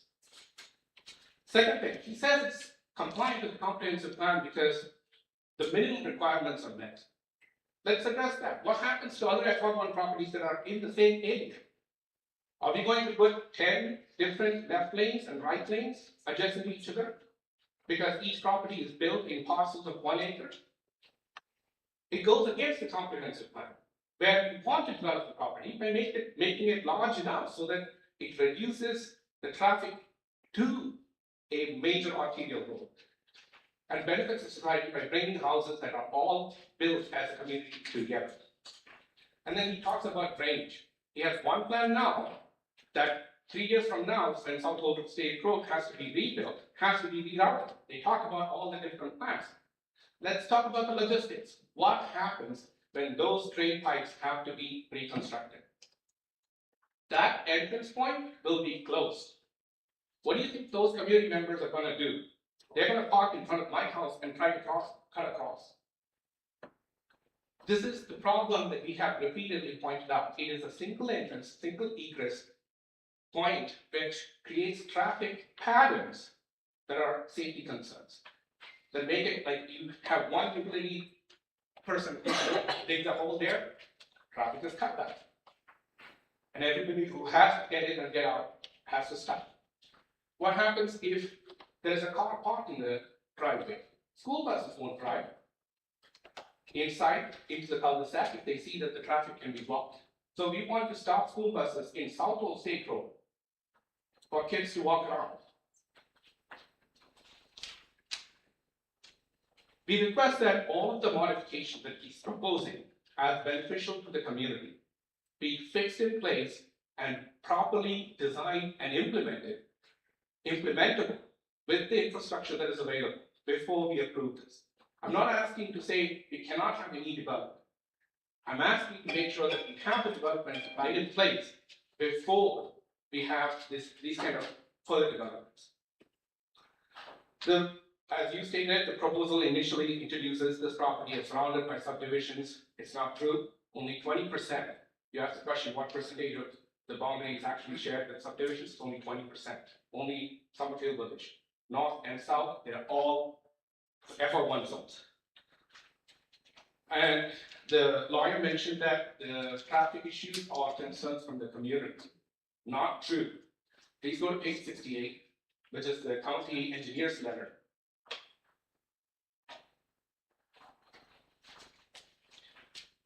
Point 5, South Old State is classified as a minor arterial and as such will require a minimum of 120 feet prior way. It is there in the application. The engineer has concerns. You can say we can run all the numbers through the engineer, we have run all the traffic study through the engineer. Why is there no new letter? The reason why this application doesn't fit into PUD is because most of the material has been recycled from the previous applications which were meant for single family residential address. You can see that the engineer's letter, the next page, is actually applying to the plan that was proposed in 2025, which means that the concern of the community is not the problem.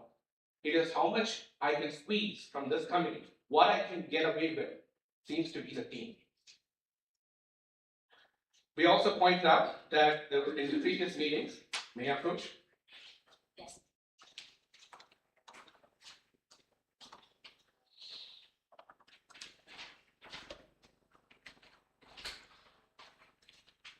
There's a traffic study that is proposed. I want to point out the traffic study is conducted not by the county engineers, but by someone who works for him, not by the county engineers. So we have the right to question the authenticity.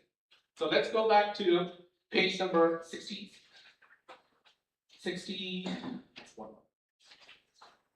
Page 60 and 62, please. So this is a draft proposal where they are mentioning what is the requirement for the left turn and the right turn. I want to find out the number 10. That is the number of left turns that are estimated to make to this single entrance that is for 17 houses. Even if we accept that 10 is the number, 10 is the boundary threshold. The people who did the study in the next page point out that because it's less than 11, we need to approve it. Next page, please. Because it is less than 11. Yeah, 10 is less than 11. But it is at the boundary. And we know when Orange Road is going to be closed, we're going to have a heavy buildup of traffic. Orange Road is going to be closed because of the rail construction that is proposed in 2030 to be completed. When that happens, all of the traffic from Orange Road and South Old and Powell are all going to go through South Old State Road.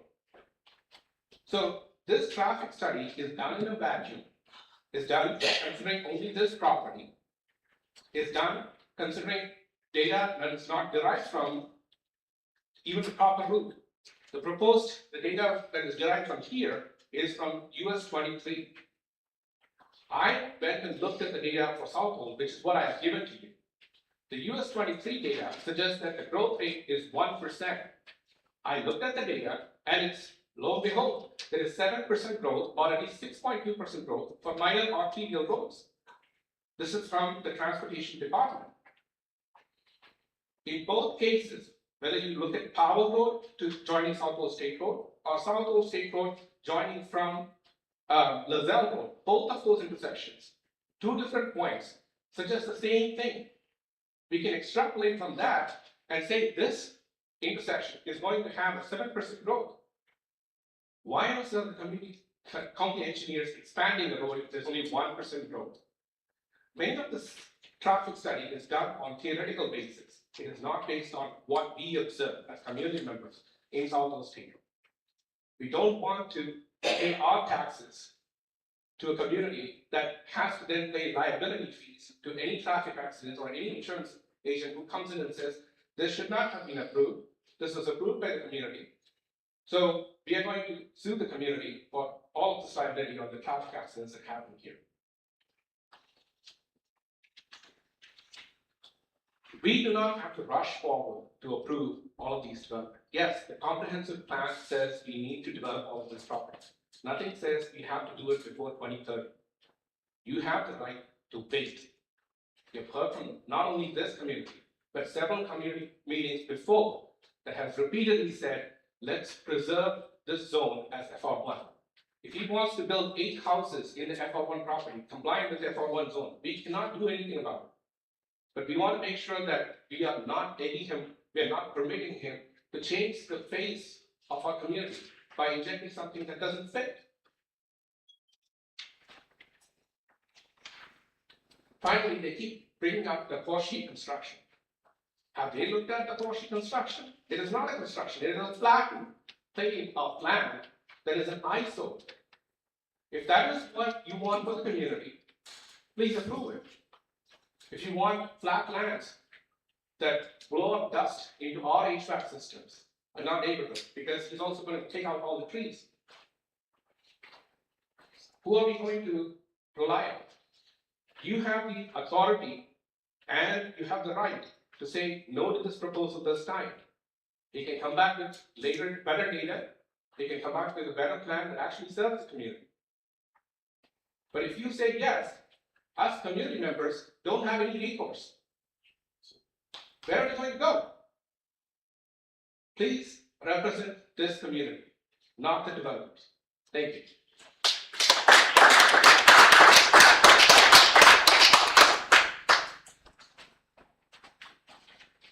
Brian Suggs, 2230 Jackson Court, registered architect, Knoll housing office, as well as I am president of the Enclave at Abbey Knoll HOA, as I mentioned before, 18 years Industrial Planning Commission.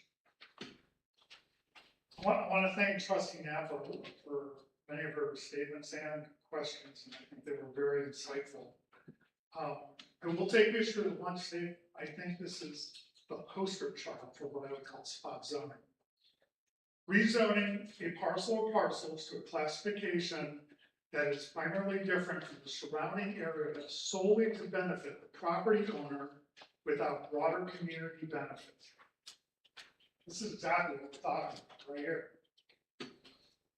I keep hearing about when this gets developed because it's FR1. FR1 is not a holding pattern for future development. Ask any of the 8 neighbors, one to the north and the 7 to the south, if they're just buying time so that their properties will be eventually rezoned because zoning and the trustees say so. They bought their properties because they have a unique. They wanted a single residence on large acre lot. Wonderful. And up until this development, that's exactly what this was, and that's what it should stay.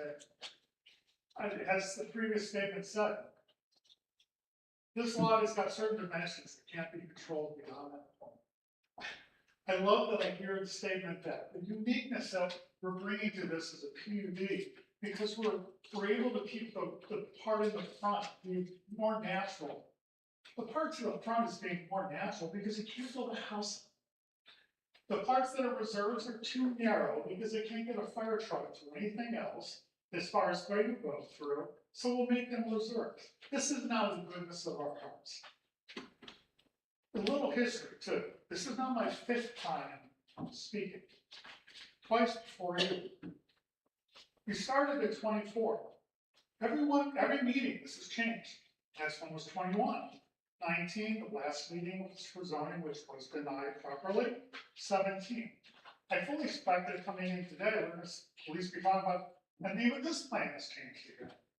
I wanna have a question answered, I'm asking it to you, about any of these reserves that we should never have any cross-access agreements or any cross-access placed to the north. At the zoning meeting, there was some interesting questions going back and forth about, well, the property to the north became part of this. What could you build up there? Well, you could do a private drive, hence the 2 access points coming back, and put 5 points up there. Let's add that up. 16 plus 5, or 21. We're right back where we started. This has never been for the health, safety, and welfare of the community. If you heard from a single resident from the community in any of these 5 meetings that have been in favor of this application, not one, not a single one. We all live here. We know what traffic is like here. We know what this type of construction is. And as far as the PUD is concerned, I always love to joke that the developers love PUD, architects hate them for this exact reason. And as you pointed out again with, I appreciate your questions, Trustee Knapp. There's no control. There's no foresight in architecture. There's none. In fact, everything that we had on this application, when it came down to anything from meeting an easement for a side yard, well, we'll just make the house small. Don't sound like a lot of architectural control. There's almost nothing in control for materials or anything else. But who has to live with that once these homes are built, these substandard homes to what everyone else has around them? We do. Community does. There is nothing unique in the quality, character, or the amenities at all. The areas that are left to amenities are purely areas you couldn't collapse, either because of ecological, or because of pond, or because it was just too narrow to do so. The other thing about putting the cross access to the north, I want to put in the record that there should not be any access to the north, was because you could handle that with a private drive. You wouldn't have to put the street up. You wouldn't have the width to put the street there, but then you could put 5 homes. The flexibility for unique projects, as was stated, there's nothing unique about this. It can be accomplished under a base zoning district. You know what the right zoning for this is? FR1. Every other neighbor loves the properties that they're on and wants to maintain it. Why does this have to be redeveloped? They keep pointing to like a shining example of property beside Horseshoe. 7 years. 7 years. This is what we still have. Don't rezone this. There's no reason to rezone this. And again, we stated, he wants to build some homes off a private drive under the zoning, it's his right. But the one point I always want to make clear is rezoning is not a right property. If that was the case, you guys don't need to be here. The zoning board doesn't need to be here. As long as they meet and check off some numbers as far as, hey, I want to meet this and it fills into that. Heck with what the rest of the community has to say.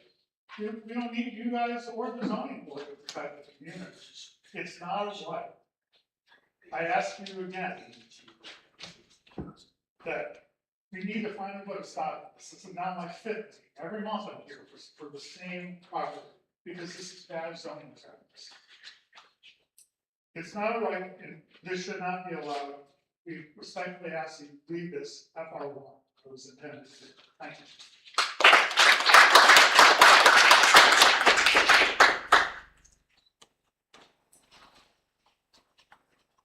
Hi, I'm Greg Sutherland, 2577 Coast Bridge Drive.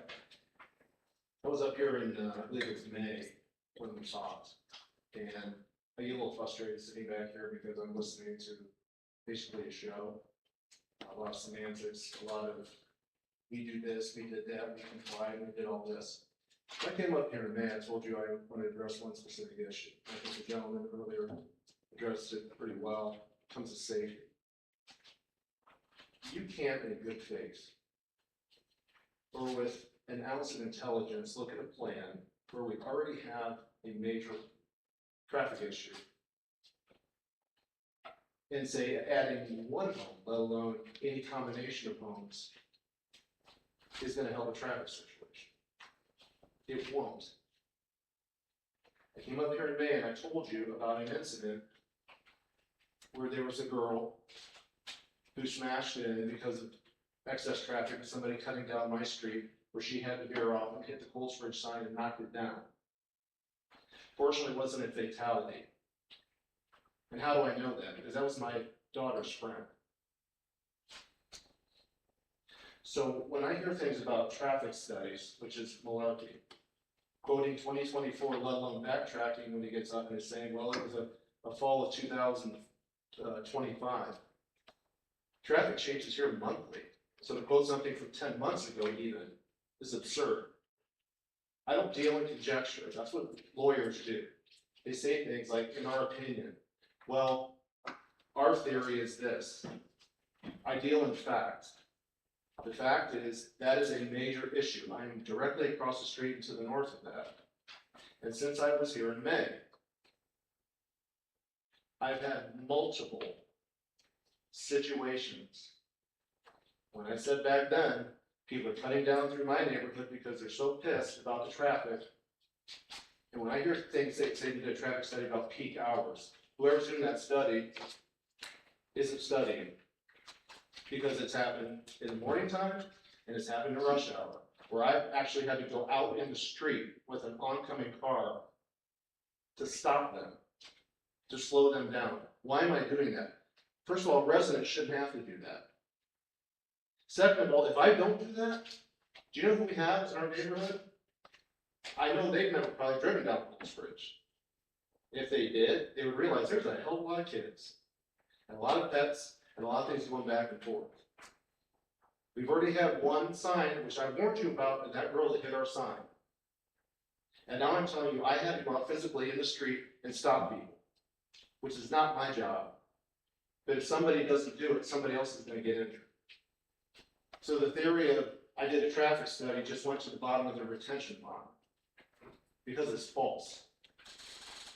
You cannot take a right turn out of that property, and you sure as heck can't take a left turn going north. How do I know that? Because you can't do it on Colesbridge. And so you're telling me the addition of 16 houses, one house, I don't care what it is. You cannot go out there, even if you put in a right turn only, that's a problem.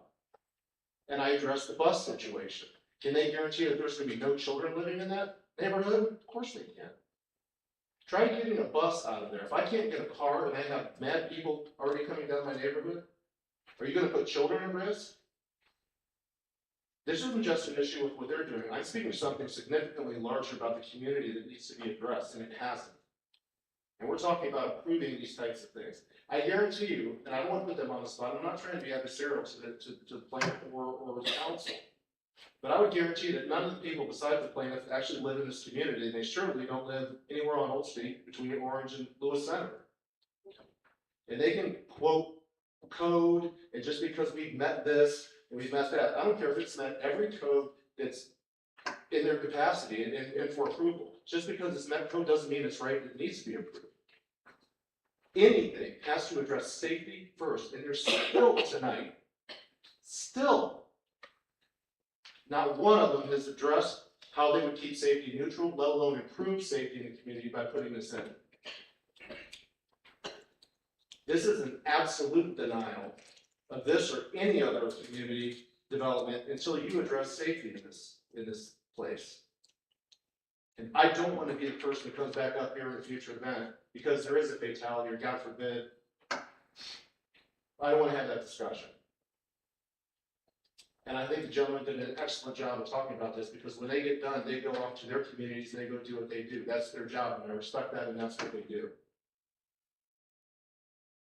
This is a big issue.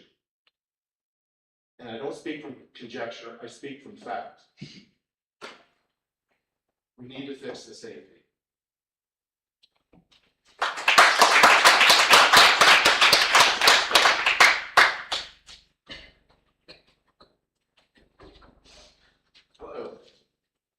Excuse me. My name is Steve Alsher. I live at 2170 Cold Harbor Courts. That is in the Oak Creek East subdivision off of Old State. I'm here because I am concerned not only about this development, but about what it may signal for future farm residential properties that currently back up to Walker Woods and Oak Creek East. I'll also mention that I've been the president of the Oak Creek East Homeowners Association for the past 5 years, so I'm quite familiar with some of the issues that occur. The township has adopted the new zoning code. Residents should be able to rely on the code's meaningful development standard. And I understand that every parcel is different, and the one approval does not create a legally binding precedent, especially when it's from other houses with 120 feet. But it does create a practical expectation. Future applicants will immediately begin their prior approvals with asking for similar density, similar setbacks, similar buffer, similar flexibility. We saw this tonight with references to the other homes that are only 120. By the way, I live in one of these 120 homes. They're not very wonderful because between the road easement out front of my home, the drainage easement behind my home, utility easement behind my home, landscaping buffer behind my home, I have a very small property to work with. So those are not exactly something to look forward to.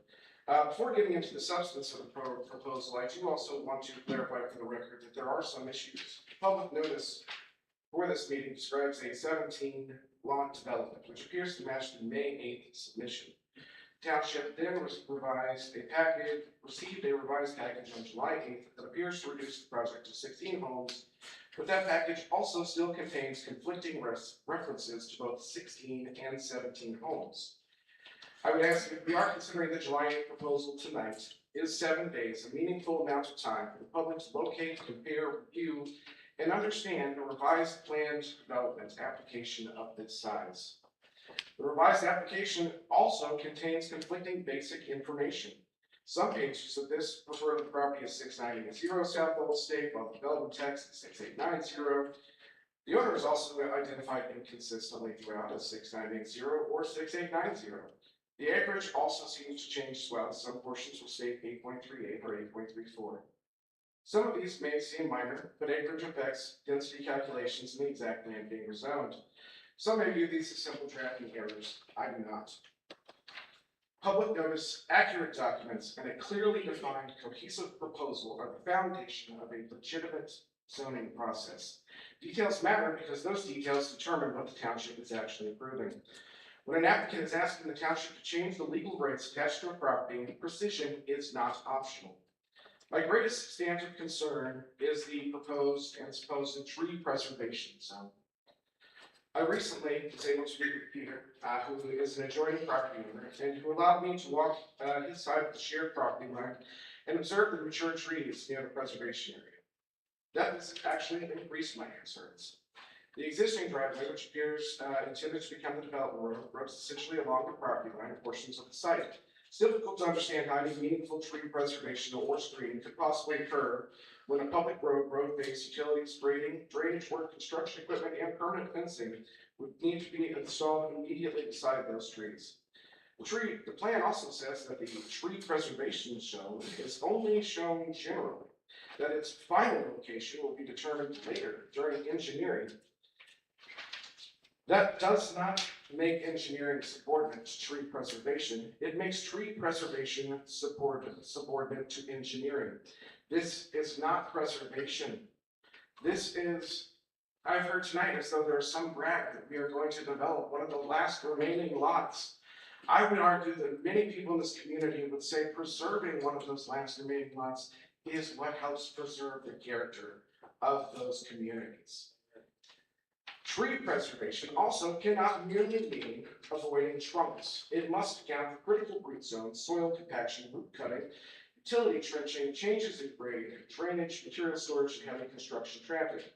We heard tonight that there will be a drainage swale along that north boundary.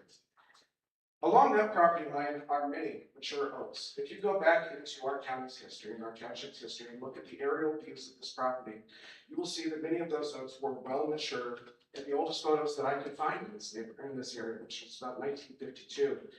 In fact, based on my observation, I have observed at least two very large, magnificent white oaks that were potentially about 100 to 200 years old based on the chest breadth diameter of those trunks. Before the township recommends or approves anything in this development, I also think there should be a required work from an independent ISA certified arborist. That report should inventory the mature trees, document their species size, condition, critical root zones, and determine whether this proposed road, utilities, drainage, and construction can even coexist long-term with this. I will say I personally have this because I'm one of the people who's lucky enough to have one of these heritage trees. In the Oak Creek subdivision, my tree is estimated to be 150 years old. Managing it, it's not easy, but preserving it between, especially the big frontier work, I now have additional rot on my tree. Any damage that is done in these root zones is critical damage. For a community that has spent substantial effort to preserve the McGammon properties in the preservation district, to simply say, you know, we're just going to take these down. And I also personally found it quite laughable when Trustee Matthew asked what makes this property special. It is not an additional 500 autumn glazed red maples, which we have thousands of in this community. It is not an additional 50 Norway spruce along the southern boundary. We have 500 Norway spruce planted along Old State Road. What makes this property special is these 200-year-old trees have managed to exist because it is a farm residential zone. These trees are called heritage trees for a reason. They represent the heritage of this community. They represent the heritage of the people of Ohio. These trees are old enough that they would have been early forests when Ohio was still clearing land for farmland. The fact that they have survived makes them what is the only thing special on this property. And to consider that, as we've heard, you know, even the trees that get removed, well, we'll just replace them with a similar species. There is no species possible that you could put onto this property that will grow to a substantial amount in the next generation that will live in that neighborhood. There is no simple replacement for a 200-year-old series of white boundary oaks that are part of the heritage of this community. Developers should also not be allowed to make the final determination that a tree is dead, dying, diseased, hazardous, or unsuitable. Any proposed removal should have support from an independent ISA certified arborist. Anyone can walk down a property line and say that tree has a lien, it should be removed. That does not change whether that tree is stable, whether that tree still has decades or a century left on it. Mind you, these white oaks in proper conditions can easily live 500 years. These are not trees past their prime. These are trees that are here for our community, for our nature, for our animals, for our wildlife. That is the preservation. And that is the type of preservation that you have the opportunity to do right now without needing preservation parks. The proposed 48-inch aluminum fence is also not tree protection. Installing the fence posts along or within that critical zone may itself require excavation and root cutting. Even where trees remain standing after construction, damage from fencing, utilities, road construction, compaction can cause a gradual decline that does not become visible for 5 or 10 years. I see this in my neighborhood today as I manage the landscaping in our open spaces. The damage that is done is lasting. Tree conservation should be measured by the long-term survival and structural stability. If this is approved, there should also be meaningful penalties for unauthorized removal of damage. Replacement trees may be appropriate as mitigation, but replacement should not be a cheaper alternative to preserving a 200-year-old mature tree. I also asked the township to review another development associated with this applicant based on the approved plan and present site conditions. Mature trees shown for preservation appear to have been removed. This is the applicant proposal. Those trees that were marked on the original plan, which appear to be 2 original blue spruce that were planted there, are no longer there. They're part of a cul-de-sac.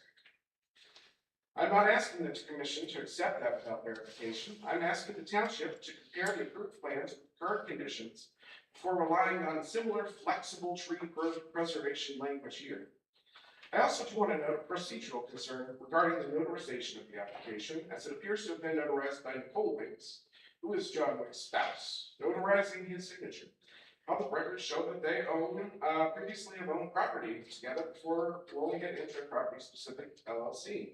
Creates a reasonable question about whether the notary may have a financial or other interest in the transaction, which is not an appropriate use.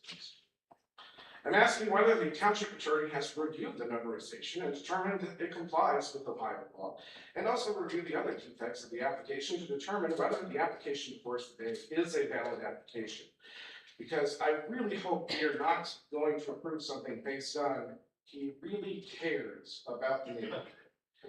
In closing, I respectfully ask that this application not be recommended for approval in its current form. At minimum, the applicant should be required to submit one corrected, internally consistent, cohesive application.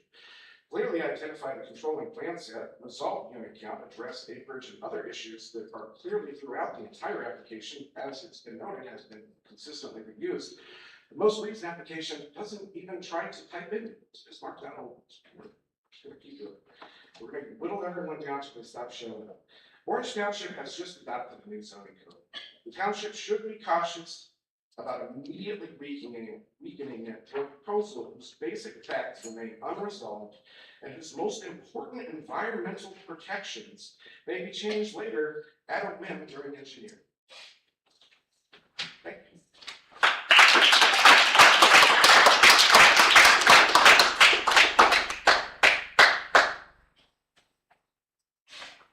Hi, I'm Christina DeFranco. I live at 7377 Trillium Drive. That's in the Summerfield Village community.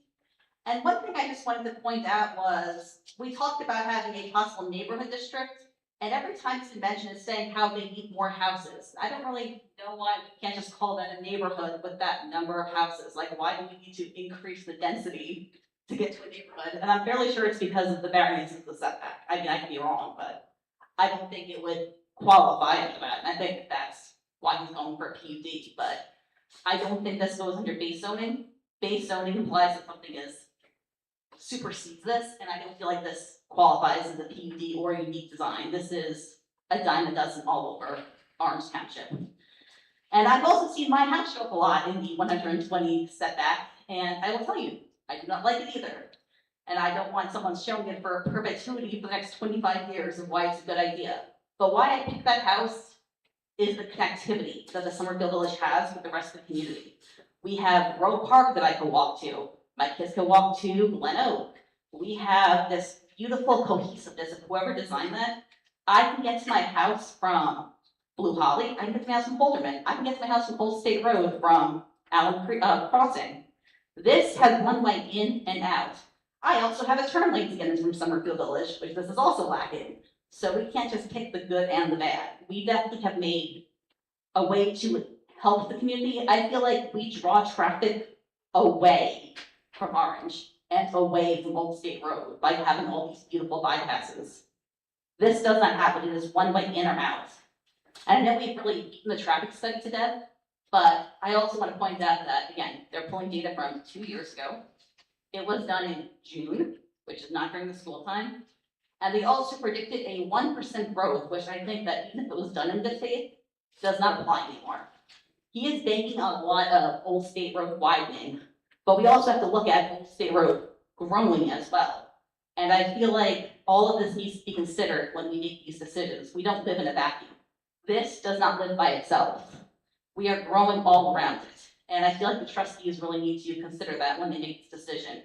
It might not be time to build this yet until Old State Road's widened. We might need fewer houses, but I do believe now this is going to be built. I think that we should find a way where the community is okay with this and the residents are also okay with this.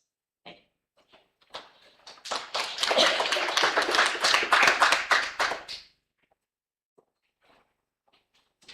Hello, I'm Jasmine Gaia, 6976 Old South Old State Road. I 100% agree with everything that all of the community members have said, so I'm not going to reiterate that. But I do want to raise or remind folks about two specific words. One, which Trustee Knapp raised, which is sandwich. This is not a holistic development, but rather sandwiched between other FR1s. And I think that is a really important consideration. The second word I want to implant in everyone's minds is precedent. If we do this, we need to think about what is our vision for Orange Township and for the community, because this is setting an extremely important precedent for every single FR1 and for what we want this entire township to look like. Thank you.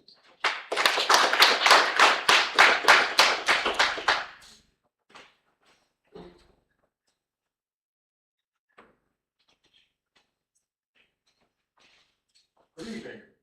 My name is Thomas Washer. I live at 7040 South Old State Road. My property abuts on the south side of the property you're discussing tonight.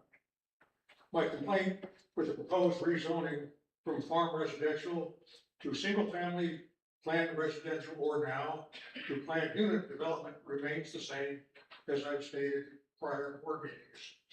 It affects the continuity, serenity, and privacy accorded to the current farm residential property owners who've lived here for some years.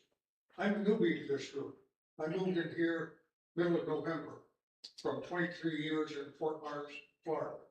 Bad timing, that time, but that's the way it goes. Last summer, we asked our two children, one who lives here in Lewis Center and the other one over in Granville, if they could look out for some houses that we could buy and move up from Florida back to be with them, because both my wife and I started our careers in Granville, Ohio. And then from 22 years in Granville, and then 13 years in Midland, Michigan, and the rest of the time retired in Fort Myers, but watching over my wife's mother until she passed. Our daughter and son-in-law eventually found 7040, which happily was only 5 minutes away from them. And the fact that there was the things that we enjoy in our other houses, large property,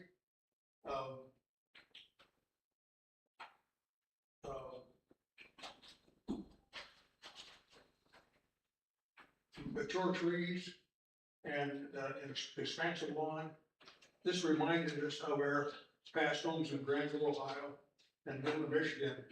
We started out with a 3-acre house, our 3-acre property, and our first house we built before. And after 8 years, we moved to a 25-acre farm. And then from there, we had to go up to Midland, Michigan. And we still had a lot of trees up there. We only had like 1 acre or 2 acres to play with, but nothing really small. When we moved down to Fort Myers, we experienced HOAs, small lots, big houses, and a lot of ticked off people trying to deal with HOA requirements. We wanted to avoid them at all costs. And this strip of farm residential properties right in here was just like a breath of fresh air to us. We have a large lot, good for mowing. Deer come once in a while. There's a bunch of geese that pop over every so often for a snack. And we really like this place. So my wife and I closed on this late August last year. And I arrived here in mid-November. At the time we closed, we were unaware of any plan to rezone the adjacent property to allow a cluster of homes in a tight space when compared to the existing homes in the farm residential section. Had we known this, we would look elsewhere. I have asked before, why not keep the existing farm residential zoning for 6980 South Old State Road and maintain the continuity, serenity, and privacy that now exist with the adjacent strip of properties? Why not accept the wishes of the nearby owners? I ask you not to approve this rezoning request. Thank you very much.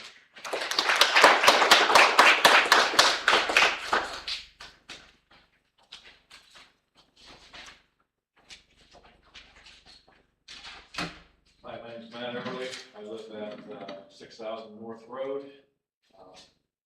I'm the son-in-law. My father just spoke. We were have intentions of and willing that house to us later, or quite fine. we're not sure what it's talking about now, but this is gonna happen. So, but I did want to touch on, Lisa did touch on something I wanted to say, but, like you said, that, someone to my right here just spoke. He said that the land was pretty much surrounded by single family homes. I actually live on the north side, it's 100% FR1. South side that he has, 70% FR1, so it's not surrounded by single family homes. But, my list is half down now because, yeah, I'm not gonna repeat what they said, but I'm just gonna go ahead and read my list. I just want to say the Township Trustees has discretion to deny a rezoning if they conclude it is inconsistent with the comprehensive land plan. As you see here today, it's not the public's best interest. Many residents have purchased homes on FR1 lots with reasonable expectations that surrounding neighboring FR1 lots will remain low density. Increasing the density fundamentally changes the look and characteristics of the neighborhood. Question before you deny is not whether residential development should occur. The question is whether the proposed density is truly consistent with Orange Township's comprehensive land use plan. While the comprehensive land use plan supports some residential development, it also emphasizes preserving established neighborhoods' character and managing growth responsibilities. If the township approves this, we argue that the township is stretching the intent of both the land use plan and zoning resolution. So that led me to ask a simple question. What legal loophole is there that would allow a developer to come in here before the board and request permission to cram approximately 16 homes on his zoned FR1 property, that is nicely nestled between two other zoned FR1 properties? The answer is, well, there's no actual legal loophole. It's you guys up there. It is the discretion granted to each of you by us to represent us, the hardworking tax-paying residents of Orange Township, who were elected by us, the people of Orange Township, to exercise independent judgment and to protect the long-term interests of this community. Tonight, I respectfully ask you to deny the rezoning request once and for all. I ask that you do not listen to just the one voice seeking financial gain, but to the many, many established voices of the concerned residents here tonight. As you see tonight, we are all present here, hoping that you have now heard and seen all of our concerns again and again on several occasions, seeking to protect the character of our neighborhoods. Please deny this rezoning request again, once and for all. Thank you for your time, service, and thoughtful consideration.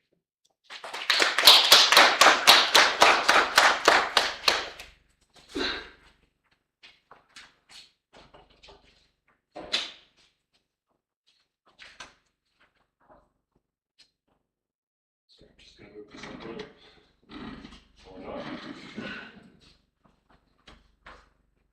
Peter DeGaia, 6976 Southwood State. I'm in the house immediately to the north of this and share the just border with it. I'm going to get into my slides here in a second. First, I just wanted to say, well, first of all, good evening and thanks for having us all. Appreciate you guys not only listening to us tonight, but all the other times we've been before you, as well as the three of you coming out and looking at the property to understand what it looks like in front. Definitely appreciate your service and how seriously you're taking this.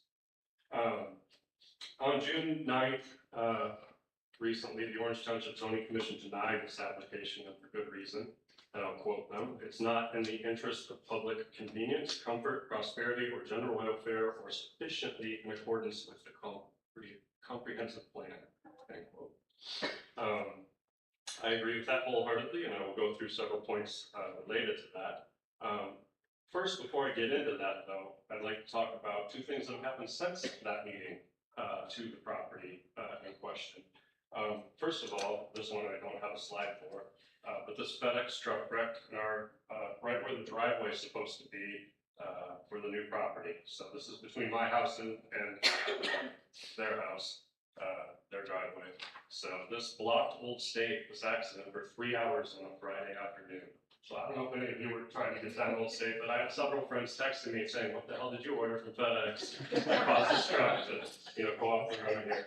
So, I will respectively also say that this FedEx truck is higher than 2 feet tall, which I know that was brought up about the sightline distance.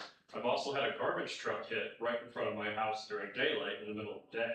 It's not so much that what the sight line is how fast people are moving down this road. I can guarantee you people are not going 55 down Old State right now, unless there's a wall of cars in front of them, which is the only other option at any given time on this section of Old State. This is slide 1. So I also want to talk about drainage. So on Friday, just the other day, this is actually not slide 1. Sorry, this is slide 3. Thank you. Yes. I'm sorry. Michelle, you have one minute? Yes. Sorry. So on Friday, we had a major rainstorm. My property flooded. I know I've told you guys this in several meetings of what this looks like, but I finally brought receipts this time. I took photos. So I also drew maps to show you what the issues are. If you look at the photo to the right, the red circle is the same as the red circle on the left side, which is Glen Oak. All right, so you can see the houses hopefully clearly in this vision. The blue lines are the water coming through, and if you look on the left side, you'll see where that drainage is coming from. And he did accurately point out that it's going in that direction, and then it takes a bend towards my property.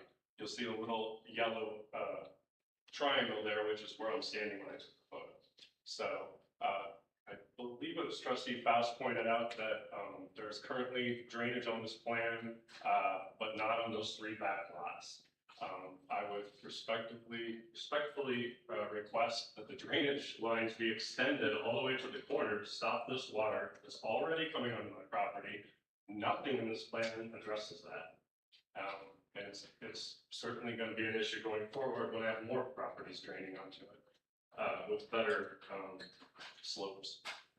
Can you go to slide 2? This one's like a 2-parter. So what you're looking at here is Old State Road, and on the left-hand side, the red circle on that is the current culvert that the applicant is proposing to use for his stormwater drainage. He wants it all to flow there into my front yard. On the right-hand image is the auditor's website. I'm just trying to show you the tree lines in it so you can kind of see where it currently is. Go to the next slide, please. So having given you that detail, if you look at the bottom left image, you'll see again the red circle where the culvert exists in the upper right corner of my property. You will see 2 diamonds in red below that, one of which was the old suburban gas location for the utility coming into my property. That was destroyed in a recent car accident. Again, another car accident in my front yard. That is within the current right of way. To the left of that, you see another diamond, which suburban gas moved the subsequent replacement to that side of my tree line because they knew Old State was going to be expanded and it would no longer be in the right of way. So they went ahead and already moved it to where it should be. So you can see that diamond there. Now, the blue area there in that image is the flood you're going to see in the other photos. Again, this was on Friday. The green lines on that bottom left image are my septic field. And you can see in the upper left in image C, set in yellow, it says C, you can see the diamond again, which is, and you can clearly see the gas section there where you can see the thing. I drew a black line on there, estimating approximately where the right of way would be when Old State expands. And you can see the green septic field lines coming in. You can see the flood, and this happens often, runs right up to my septic field. And this is mostly Glen Oak's water coming onto my property. Now, I understand they need to drain and get into the culvert. But if you look at image A, that's the culvert. It's under the water. Okay, there's way too much water going in the culvert. I don't care if they expanded another 3 inches. It's not going to make any difference.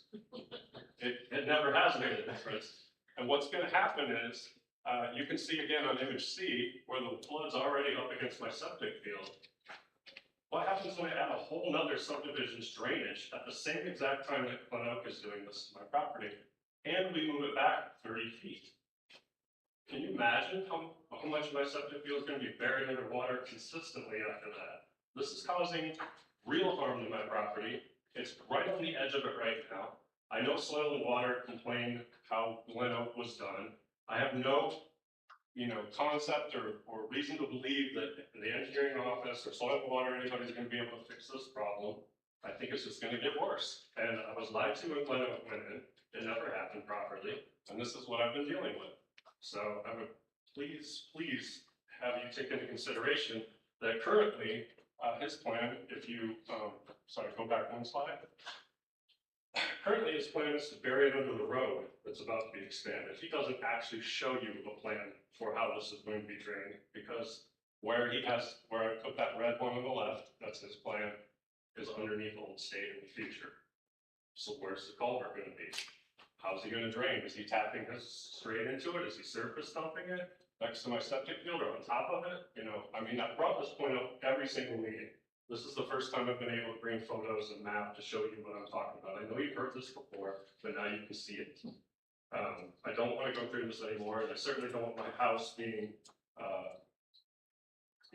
determined to be uninhabitable by the Delaware County Health Department because my septic system backs up into my house. It hasn't done that yet, but I don't see how it's not going to in the future. So something needs to be done. This plan does not address it, and it certainly isn't helping the situation. It will make it worse.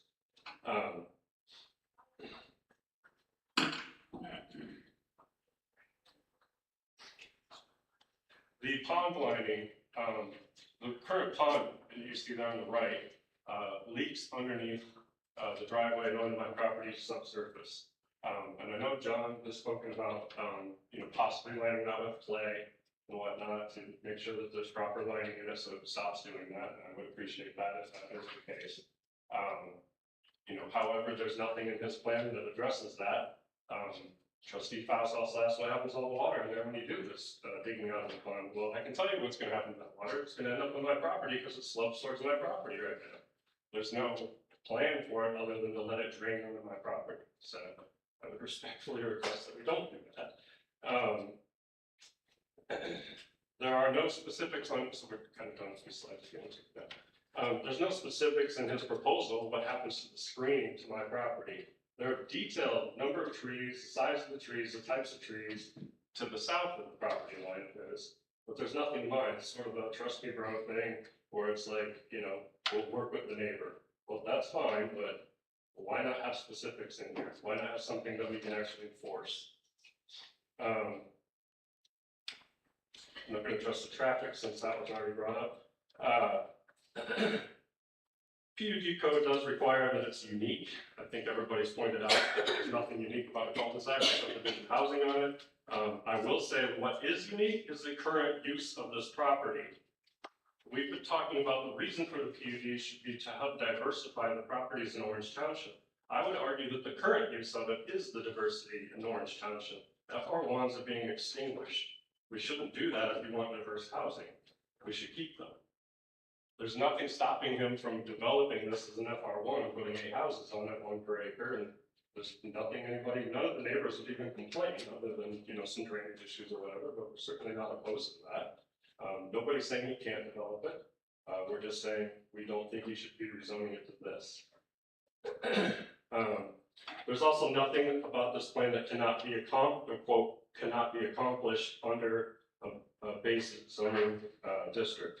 Well, that's the other requirement for the PUDs. They don't both have them.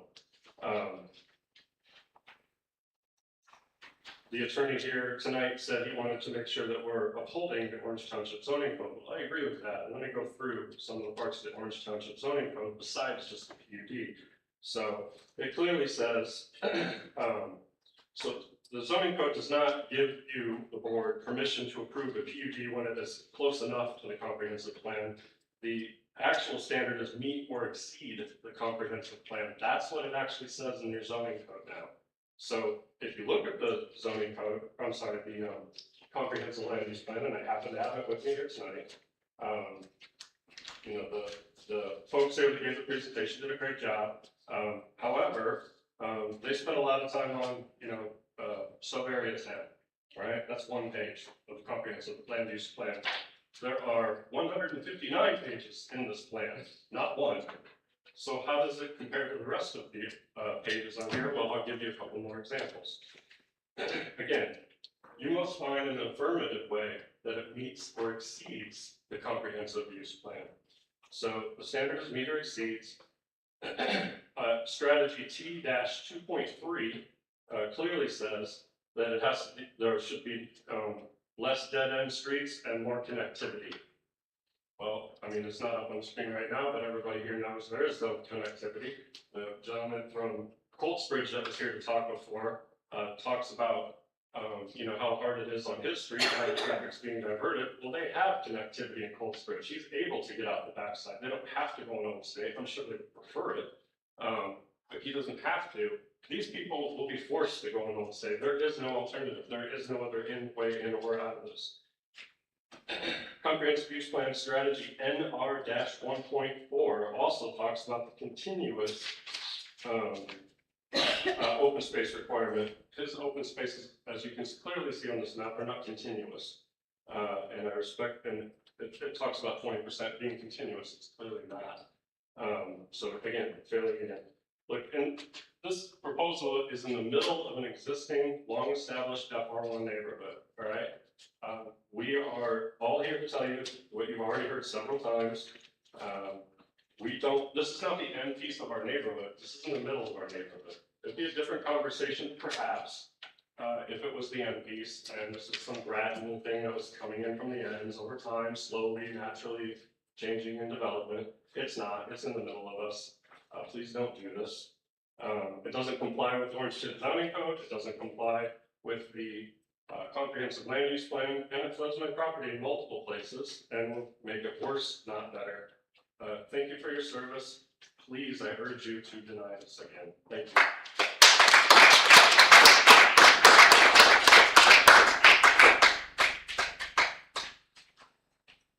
Anybody else? As I close the public comment, I would like a restroom process, please. So we'll take 5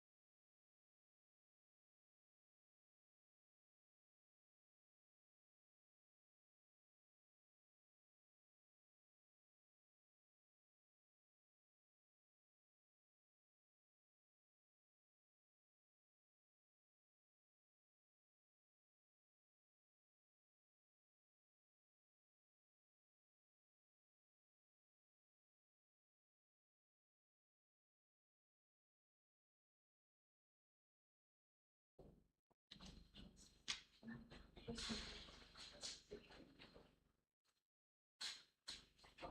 all right, okay. Thank you for the break. All right, so I'm gonna go through questions. Obviously, a lot of comments, but questions that I heard that I would like answers to, if we already.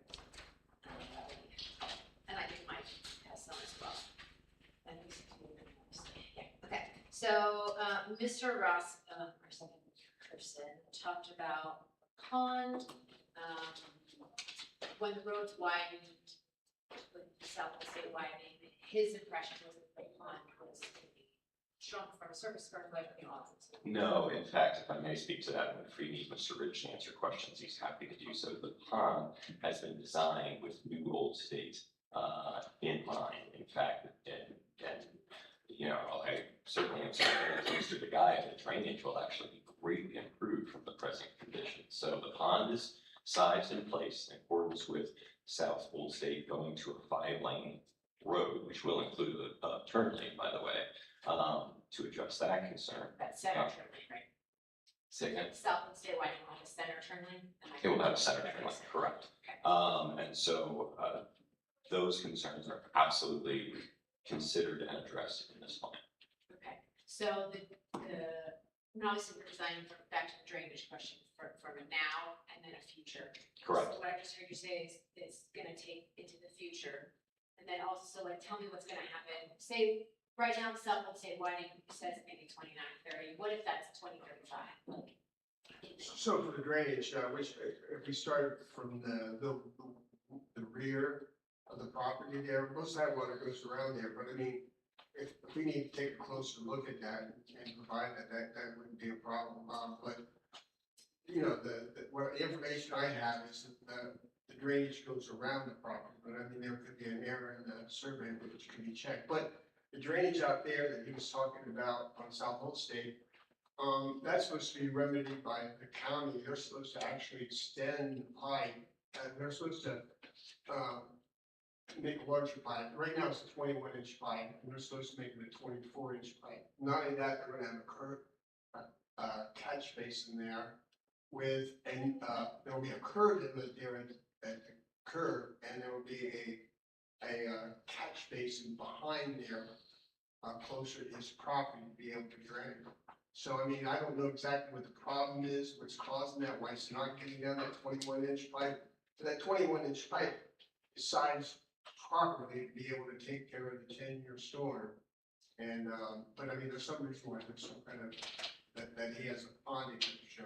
And of course, he complained rightfully so, of taking on others' water from the south. In fact, now we would be in the middle with catch basins, with swales, with piping that would direct it all out. and all of this gets approved by the county engineer. That's what I was also going to ask. It's not a zoning thing, but it's at the county. Delaware County is as stringent as can be when it comes to drainage requirements. There may be off-site improvements that they require, and so we will have to submit to and conform to those requirements and asks of the county. But we're going to take the 100-year storm, 5 inches of rain, and reduce the flow so that it's like a 2-year storm, which is like 2.5 inches of rain in a 24-hour period. So what will happen is that water right now goes to the property owner to the north, about the center, okay? And so what will happen is we'll be bringing that water all the way back into our property, into a retention pond, and we'll slow that water down because it's just, you know, a smaller diameter hole in order to reduce that. I think it's maybe an 8 or a 10-inch pipe. So the flow to the north, to the crossing of the 21-inch pipe will be, there'll be less flow coming to there than there is, you know, currently from, when that pipe gets water from the west. For right now, his ponding that you see, that's coming from the west from our property, which it's going like this, it's going to the north, and then it's traveling to the east through his property and going to that 21-inch culvert. And so this whole flow from the rear is going to be taken away, and it's going to be put to the detention pond, and the flow there will be reduced from considerably, so that the more frequent storms that happen in the year, those will also be reduced as well, because there's water quality that, and it's own sense, you know, it really reduces the amount of flow even in the more frequent storms. So there's going to be less peak flow. It's going to be, so where he was getting, let's just say, you know, like 10 CFS, now 10 CFS is equal to about 75 gallons per second. That's how much, you know, he was getting something like 75 gallons per second. They will reduce that, you know, from what was coming from our property. It'll only be like maybe 10 cubic feet per second instead of like 70 or 75. See, so or 75 gallons per second would be much less. And it'll be piped directly to that culvert Yeah. versus going across the So much is going across this part. Very good. One of the questions was drainage related, so, thank you for bringing that up, because it did look like just from. Also, that pond, the pond also, it's not in the way of the road widening or anything. We made sure that we took the plan. The information that I have about the lanes and everything is from the Delaware County plan for the, you know, reduction of the speed and the 5 lanes. There was also concern about drainage, from the west side of the property line, and we saw some of the images of that. And we talked about how, from my understanding, I'm not an engineer, we had, water runoff flow that's starting on the, you know, west side of Reserve C and on the west side of Lot 8. We were originally thinking that that was probably sufficient to deal with the potential water drainage that was going to come down 5, 6, and 7. Would you be amenable to extending those lines back to the back corners of the lots? Yeah, so you have to understand that the level of engineering that shows on this development plan is all preliminary in nature. We're currently, Mike has been hired to do final engineering, so if he finds that the survey indicates there's more water coming in different locations, we're gonna put those catch basins where they need to be. Based on what I had information on when I submitted my plan, we thought we could capture all that water with swales, and we will unless we need this thing called catch basin. So if you guys were open to that, certainly the county may very well require when we go through final engineering. So speaking of swales, and then we had, Steve was kind of concerned about the tree preservation and that, and I do share that concern, like, you know, if you say the tree preservation is 15 feet, but you've got roots going out 20 feet, you know, 5 additional feet, how do we save those trees? And I speak on this partially because I know tree preservation is not something that's overly legal, because we've had a number of developments where we have said, save the trees, put them in a tree preservation zone, and then, oh shoot, we come back and they have all No, this. they are illegal once you've documented them in tree survey. They're harming the tree survey. Well, to not harm the tree, you just basically have to stay away from the dirt patch. You know, I don't know. You stay away from, you know, where the tree would fall, in the canopy. You want to stay away from that, because that's where the roots are at. So there is a tree preservation zone. He's correct. I pretend to be an arborist, but I've been around enough to know the canopy then is the critical drip zone, and in the tree preservation zone, those are all preserved. So there shouldn't be a cutting of elemental root causes and stuff. Are we able to get? Would you be willing to conduct a tree survey so that we can have stock of what's existing in tree preservation zones? Yeah, what's there, what is the current conditions today, and what we're looking at. Sure. Yeah, that's what you need, is one, that would be mandatory. But also, the person that said that when engineering goes through that, then that can change things and trees can come down if the engineering indicates that something needs to be changed. So that is a legitimate concern. Engineering, the plan is subservient to engineering. So I've seen that before where there's like an easement or something and the plan is submitted, but then later on they find something out and it changes. So that is a legit concern. We can actually deed restrict those lots to have that would be the difference between this and that development you talked about where they didn't clear everything out. We can deed restrict the backs of those lots. And we can look at eventually expanding that from 15 feet to 20 or 25 feet, depending on where those trees actually end up being. And frankly, if I could make a larger point that touches upon these backs, that's why a PUD is preferable, because you'll have that tree preservation zone. You'll get this drainage plan, you'll get it landscaped and treated the way it's shown, And with FR1, people saying we should develop more FR1, that's not what your comp plan says about this exact property. But regardless, this township has made a move to move away from septic that can fail, and move away from private infrastructure that isn't sufficient in terms of private roads. And so all of these issues were concerns that can be addressed through PUD.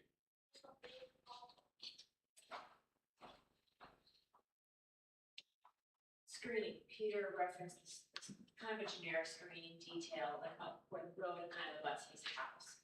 Can you said that? He's not wrong in that it's, we're gonna have 17 trees, it's laid out, it's just a little more general. Excuse me, absolutely, and he and I had a good conversation about it, and the intent is to provide screening mostly from the headlights that will be coming in and out of the subdivision.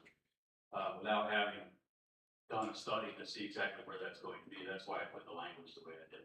I'm happy to just replace that green strip or show new spruces or whatever species of tree is appropriate there. That's not a problem. Perhaps can we qualify that on, naming spruces instead or as otherwise agreed to by the adjoining property? Rather than stating good trees. Is some type of evergreen or something like that? We're very open.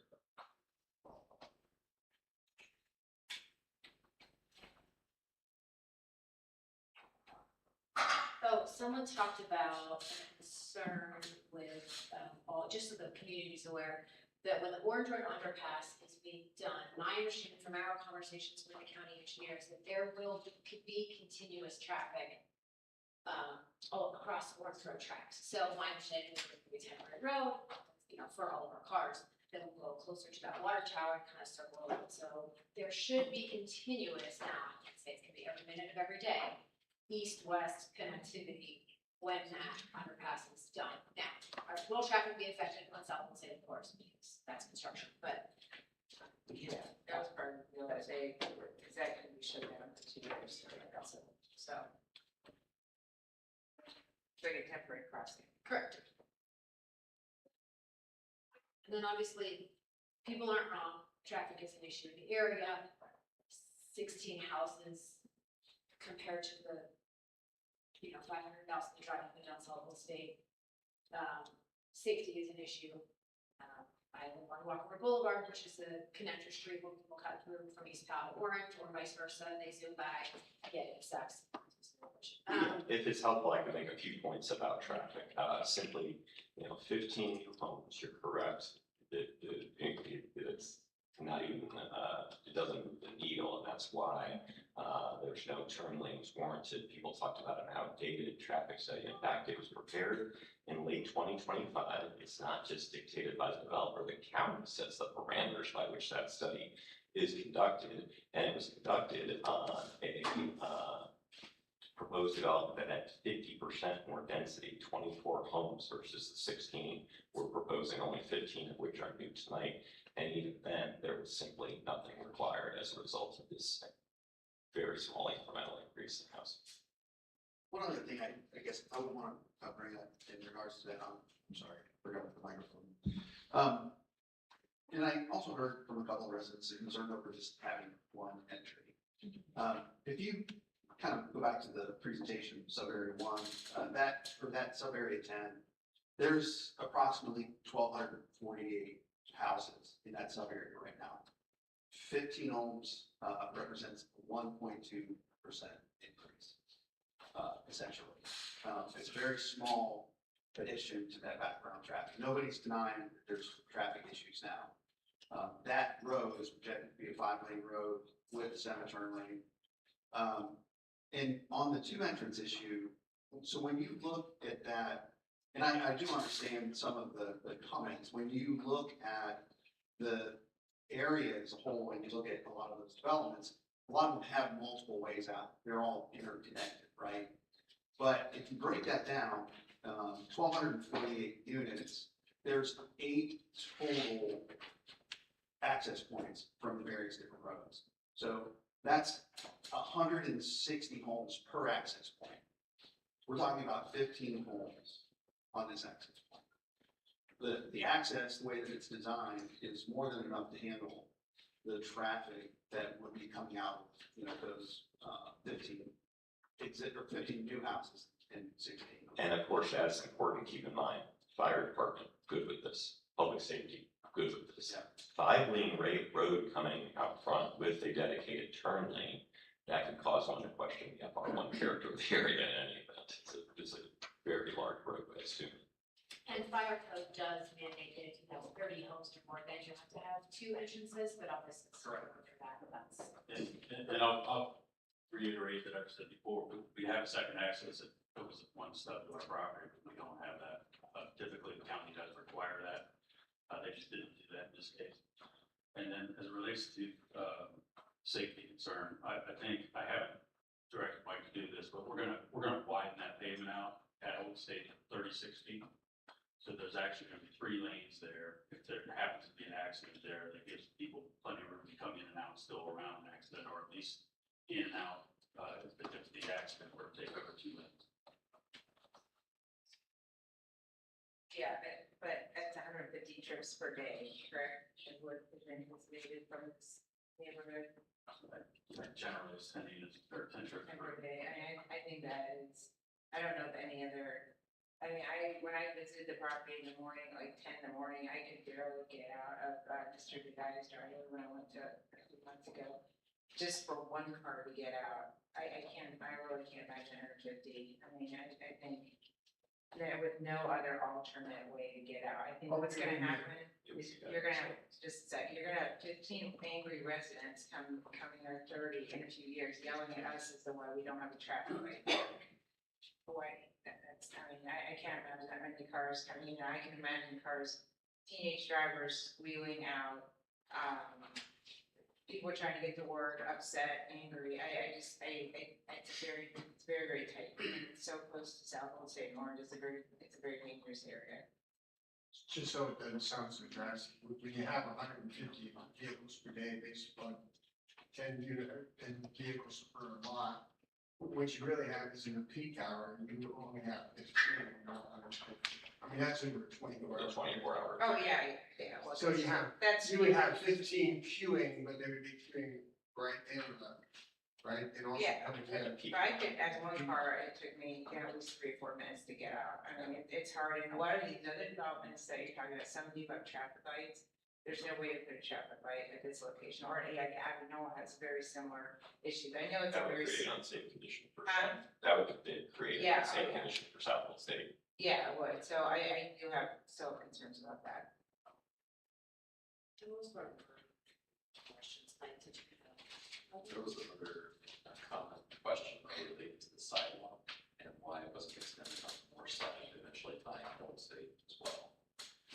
So I did that, I basically took the sidewalk all the way down to in front of the open space and terminated it because then it's going to be real close to Mr. Guy's property.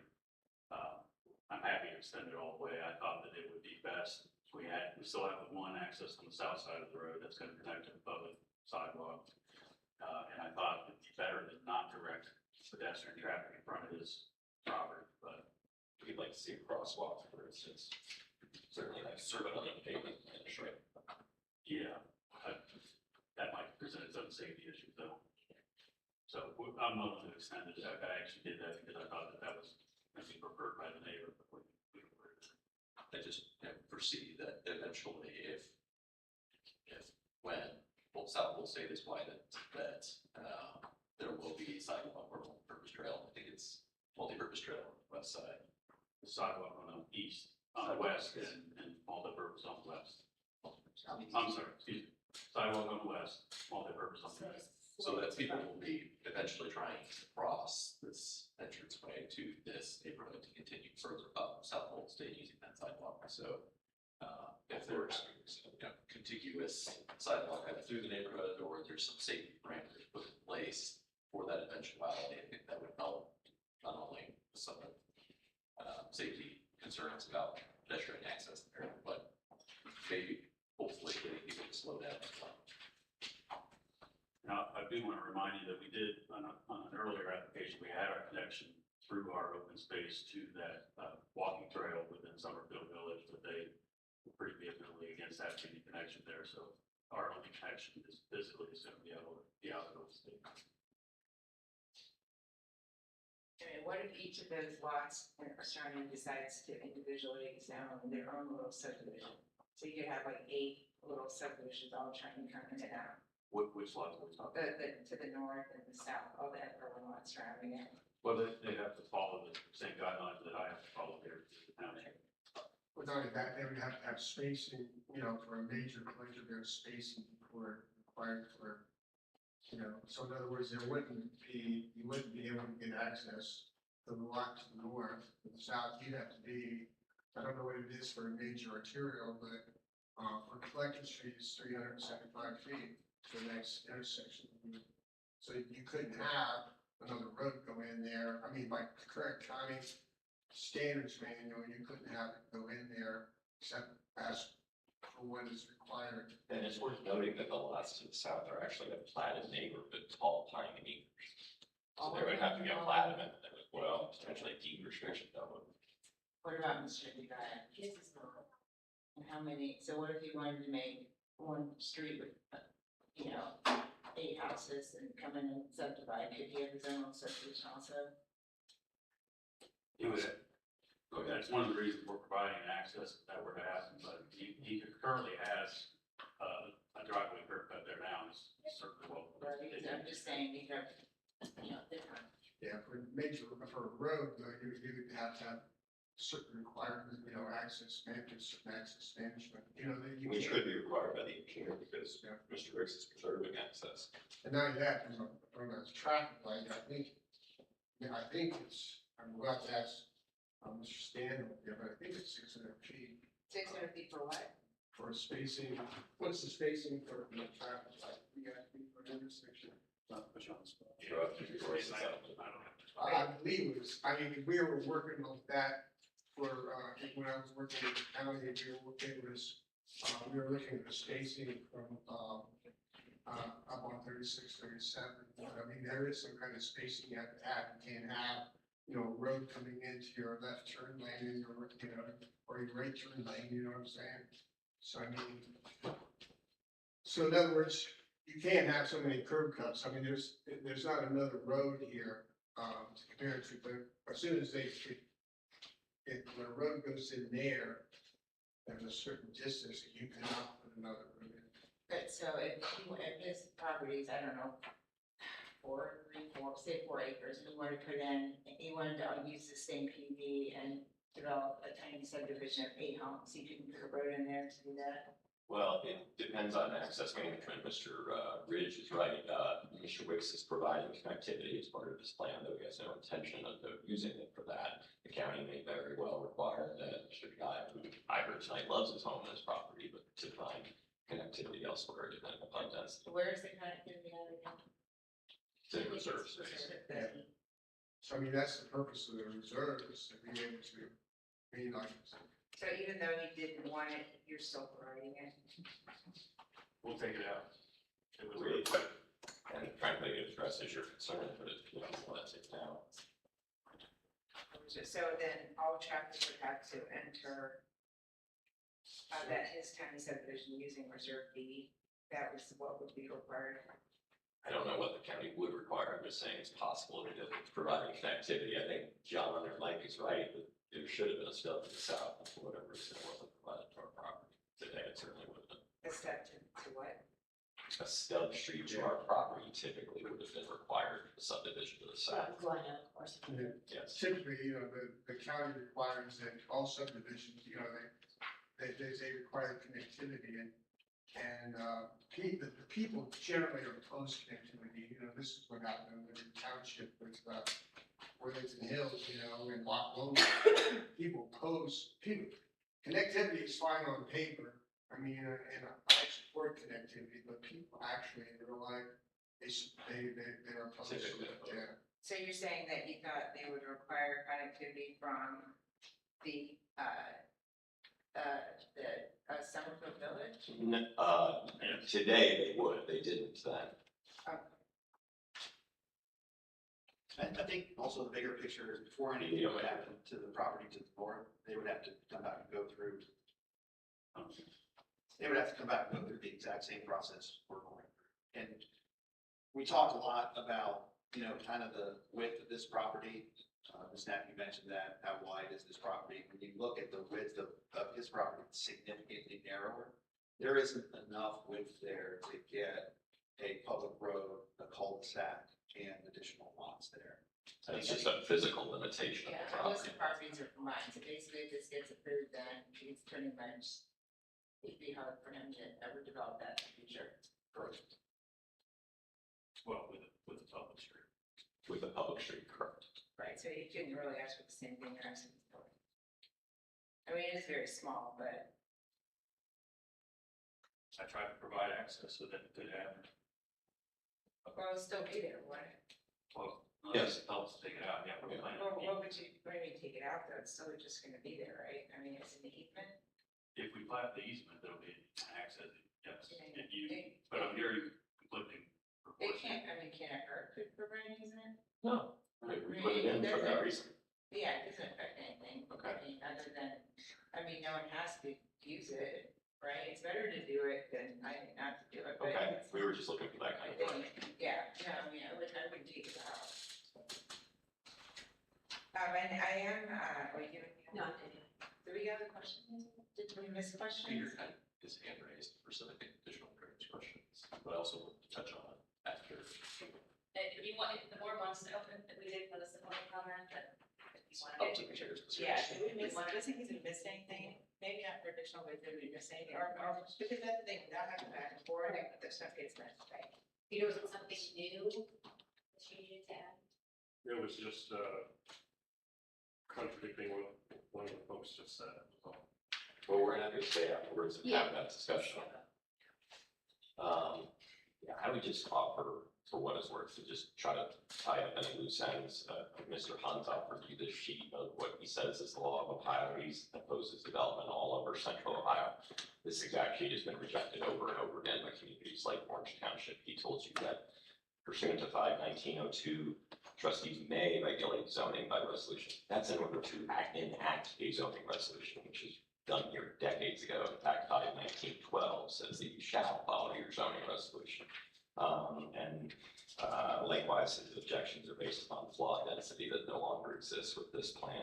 I think probably what I'm most concerned about is if Mr. Wicks, a resident of this community, being impugned personally, and frankly, for being forthright, for taking feedback, for eliminating divergencies and aligning with the comprehensive plan and making concessions along the way. He actually was criticized tonight for changing his plans and lessening density. We try to do everything we can to align with the comprehensive plan, which talks about housing. It talks about this very kind of housing on this property in sub-area 10. I have never known this community to just close its doors, to have trustees govern literally through not in my backyard, because that's what you're hearing here tonight.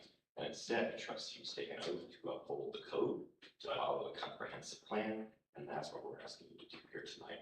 Now, we are open, take direction from you.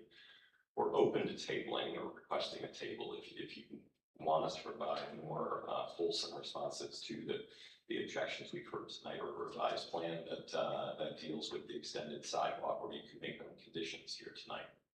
That's how we'll. I still have a question. Okay. Okay. Mr. Wicks, did you purchase this property, is that correct? Yes. Even before you knew that it would be rezoned? Or that even when you weren't sure if the zoning was going to be?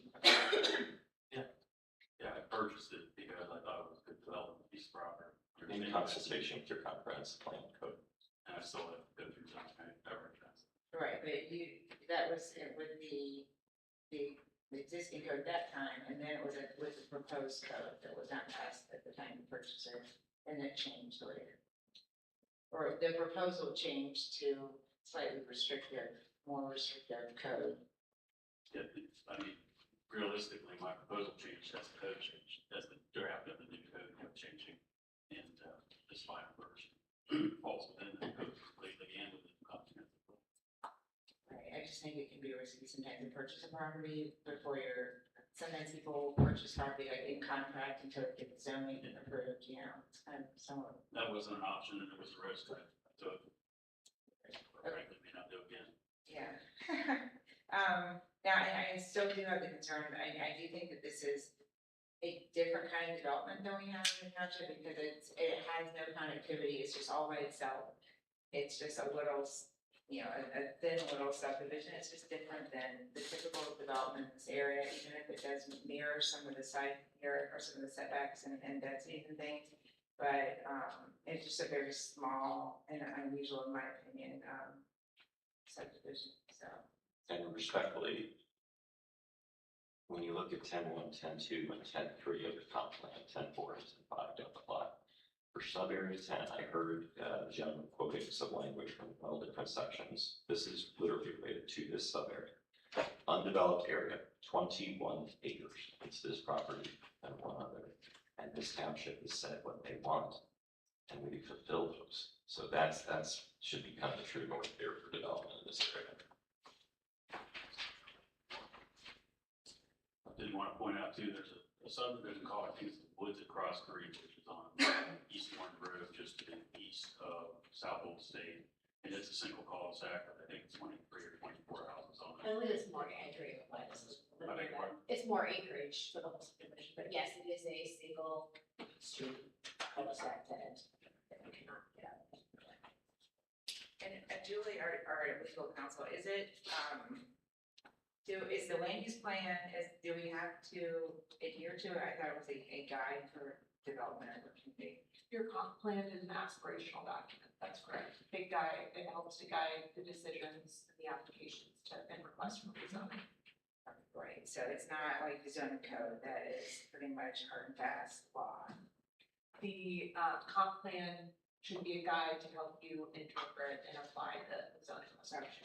So even when the comp plan is referenced, it's not a hard and fast rule, and it doesn't have to be necessarily 100% complied with, it's a guide. And that's not specific to our township, that's just comp plans in general. Correct, that's just a law. Michelle, would you mind? Neighborhood district.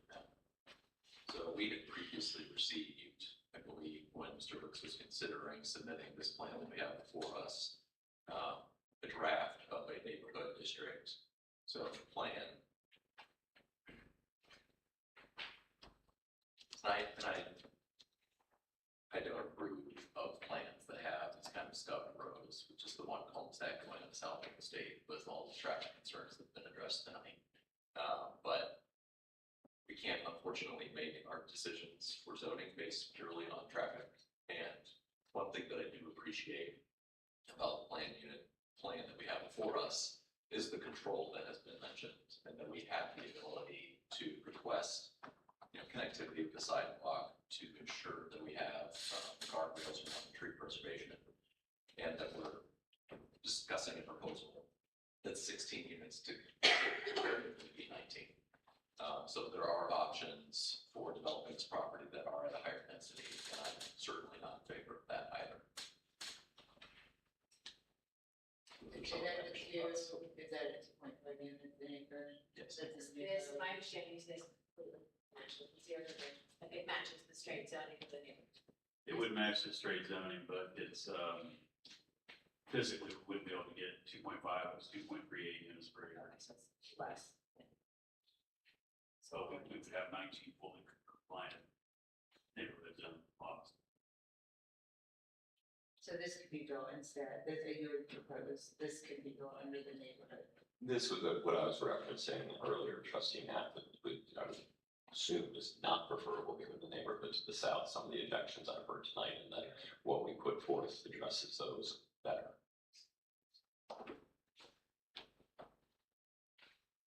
But it does give a little bit more buffering in some areas to the property to the north.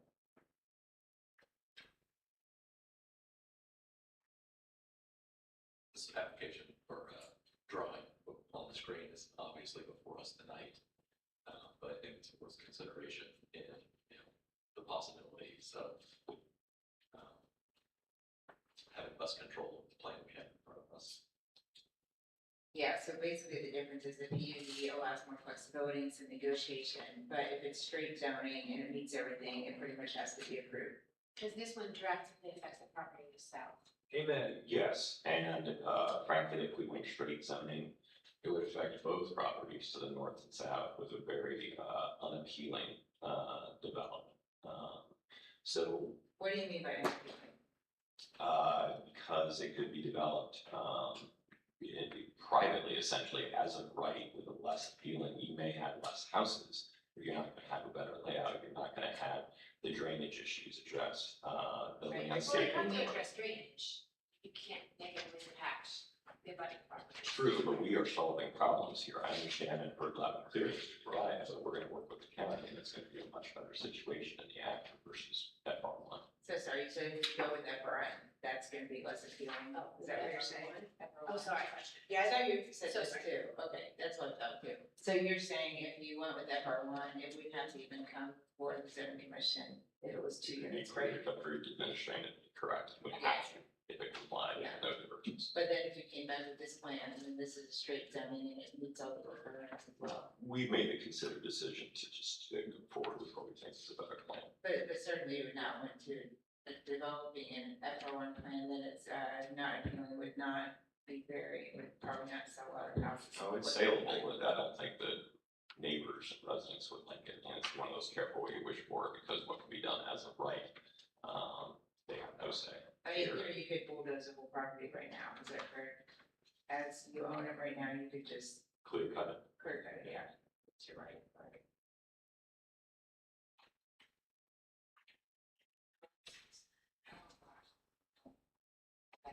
All right, so we definitely have some things that we would like to see updated, right, as far as tree survey, deed restriction, back lots, and kind of things that we just discussed, right? Screening details of Peter's house, all that kind of stuff. So what, and I'm looking to our staff. Also the use. The use restrictions that we mentioned second part, yeah. Could you say that last one again? The use restrictions.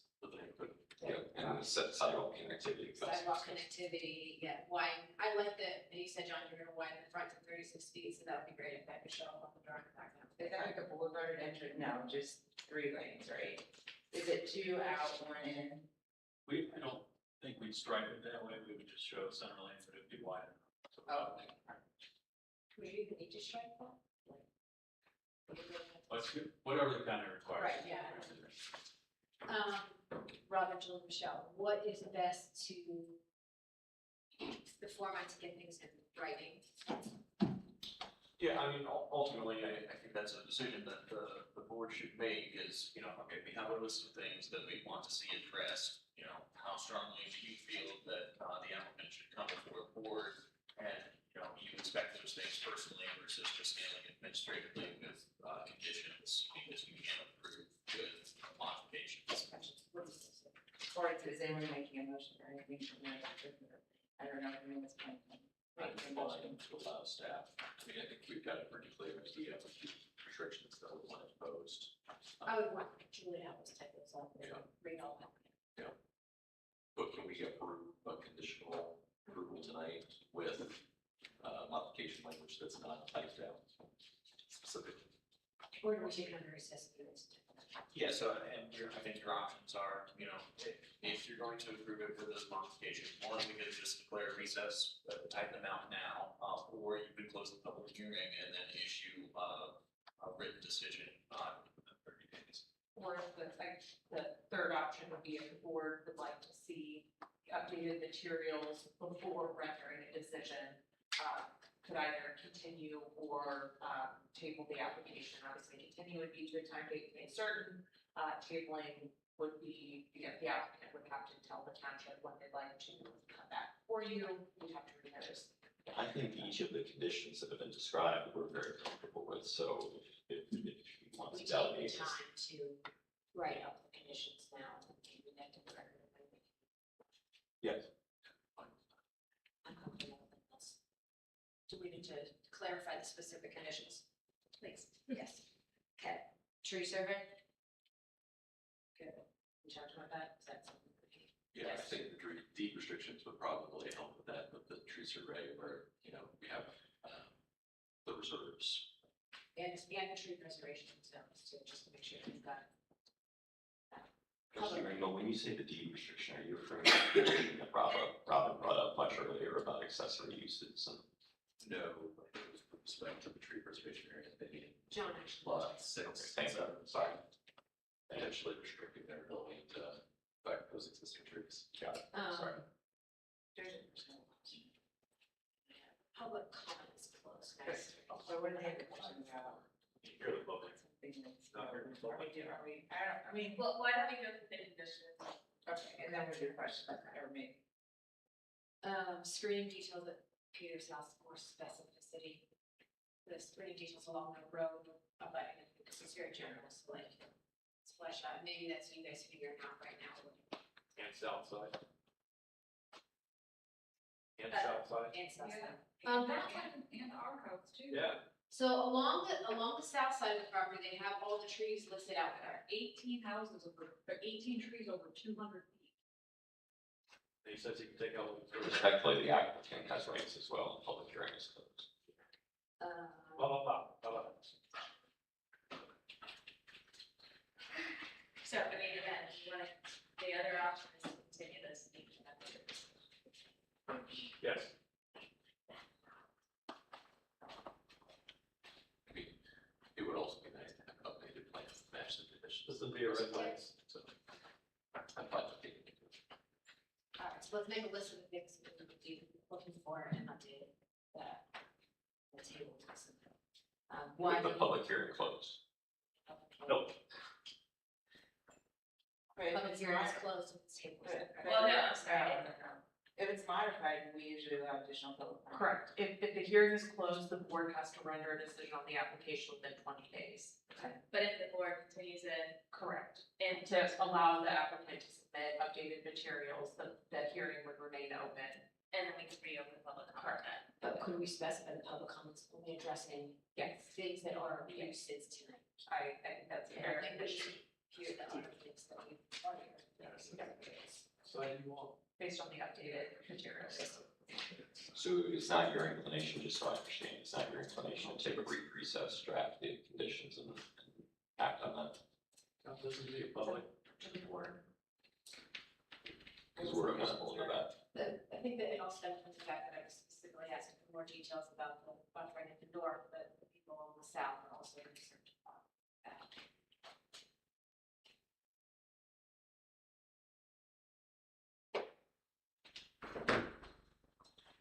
Do we have a detail that shows the buffering as it has presently been submitted? Perhaps that's the good starting point. To figure out It shows up on sheet 3. Okay. And I'd be willing to commit to on the south side, increase the number, excuse me, the number of those trees by 50%. Fine. Oh, yes, it is On the south side. Is that Right. It's page 40.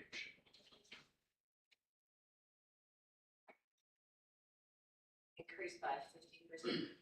Yes, So if there's 18, it would be. do that math. It's on all sides or? Just the South side. Just on the south side where we have the neighbors, for some building.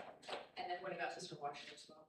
Well, we've already got notes in there that talk about replacing any trees that come out. And I think I At show. your discretion. I think I show, I show the tree there that we've already submitted to, after we met with them. This is supposed to test. So there's 12 additional homes there, or sorry, trees there, and then plus the tree preservation. So I'm glad Mr. Washington's part of that.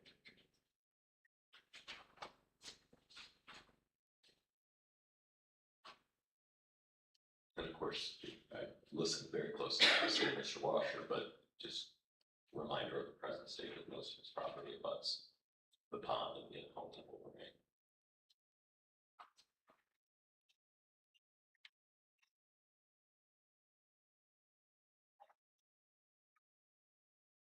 Okay, from the top, tree survey.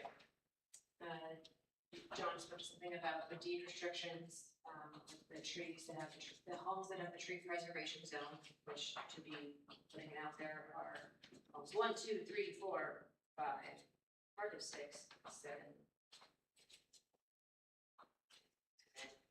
15 and 16. What about the concerns for replacing like 100-year-old oak or whatever with a tiny sapling? I mean, that's the arborist who's gonna come in and make sure that that's taken care of. Hopefully, tree preservation, right? Yeah, but if a very large 50-year-old tree has to be removed, are they gonna replace it with a 50-year-old tree? Probably not. So how does Please that say resolve? that 50-year-old tree. We want the trees as much as anybody wants. But that is a legitimate concern. If one dies or you like knock it down, all they have to do is just put another sapling over it. Ms. Alexander was far smarter than me, just suggested the condition should read that applicant must work to the satisfaction of your professional staff on a landscaping plan. So that way we'll have the deed restriction and we'll work with staff. And that's what you guys can provide for us. Continue to look for the next level. Oh, I meant that could be the condition of approval. Are you agree with that, Robin? Is that just a very good? Just for caution, I mean, we are not experts in verifying the amount of trees and that, we don't have our own in-house arborists, so. It was just a thought, as well as the commitment to increase trees by 50% on the south side. So I guess like as far as the enforcement side, that has always been a challenge. So, I mean, we're happy to do it, we look at other, always look at plans, we can have plans for permitting processes. But I guess I want to just be cautious if there's a tree that's 100 years, it's not gonna be the zoning staff's fault. So, you're right. I mean, in theory, you could have a tree survey and just come to knock down 12 accidentally and, replace them with saplings. It still meets their requirements. We include in the code for requirement for replacing trees by calendar. For commercial properties. We make that condition, that's right.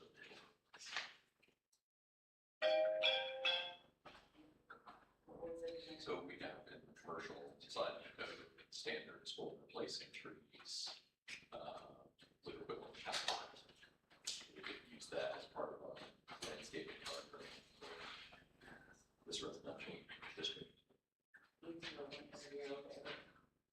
And generally, those requirements are for trees that are planted via landscape plan. So the 18 Norway spruce, that's something that we can require replanting if that tree is deceased or dying. If it's something that's existing on the property already, then I don't think we can impose it. Yeah. Some trees just get damaged, it is true, impact and grading and stuff. But what I can commit to is if we take any trees out within the tree preservation zone, we can replace them on a certain caliber inch per caliber inch. I just don't know what that standard should be. I did commit to something like this a number of years ago, and I would commit to bringing that standard. I just don't remember exactly what it was. Yeah, sometimes it's like multiple trees, like if there was one large one, it was 5 small, or something. Yeah, it was like for every 3 inches of tree we take out, replace 1 inch. 50-inch tree, 48-inch tree would be replaced with 16 inches. Yeah, The other two I had, and I'm not saying it's to the omission of others, but the other two, because I definitely have noted, would be widen the opening to 36 feet. And if you would like to see activity on the sidewalk, assuming that person can be engineered, if they're done, or engineering would allow. Okay, so are we continuing? Yeah, we were talking about maybe 6 o'clock on the 12th, after the zoning, other than Are you guys available on August 12th at 6 p.m.? We're not posting anything, so we are just asking for a presentation. Right. But to time place it too. Yes. Do we think we can get through the other hearings current schedule at 5 p.m.? There's no question. I can't guarantee that. Well, we Should could say always, 6:30. well, we could always order it over a little bit too, like if we had to do like start with it. How many public comments were there at the last year? We had 10-15 people show up for that one, so. How long did the comments go? Well, the first zoning commission meeting, I believe, lasted about an hour and a half. The second zoning commission meeting lasted 20 minutes. Yeah, so I think we've got to go. I could, is it problematic if it's outside of 20 days? If it's continued, it's okay. If the hearing is closed, then the decision has to be rendered within 20 days. If it's continued to 10 days, we certain projected time limitations. I'm available on my hours. Or John?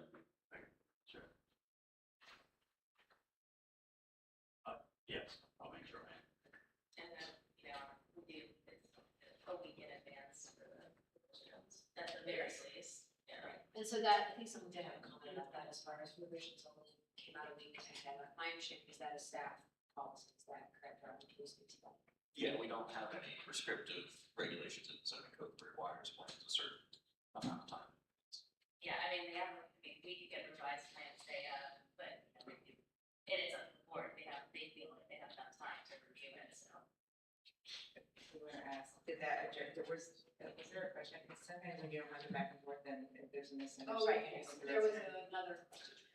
Well, the question was, you know, there were concerns that we only have. Oh, right, I'm sorry. There was some hands that were up at the end. Is it new information? Well, are we allowed to reopen public comment today? It is a board decision. Okay, I'm fine with it.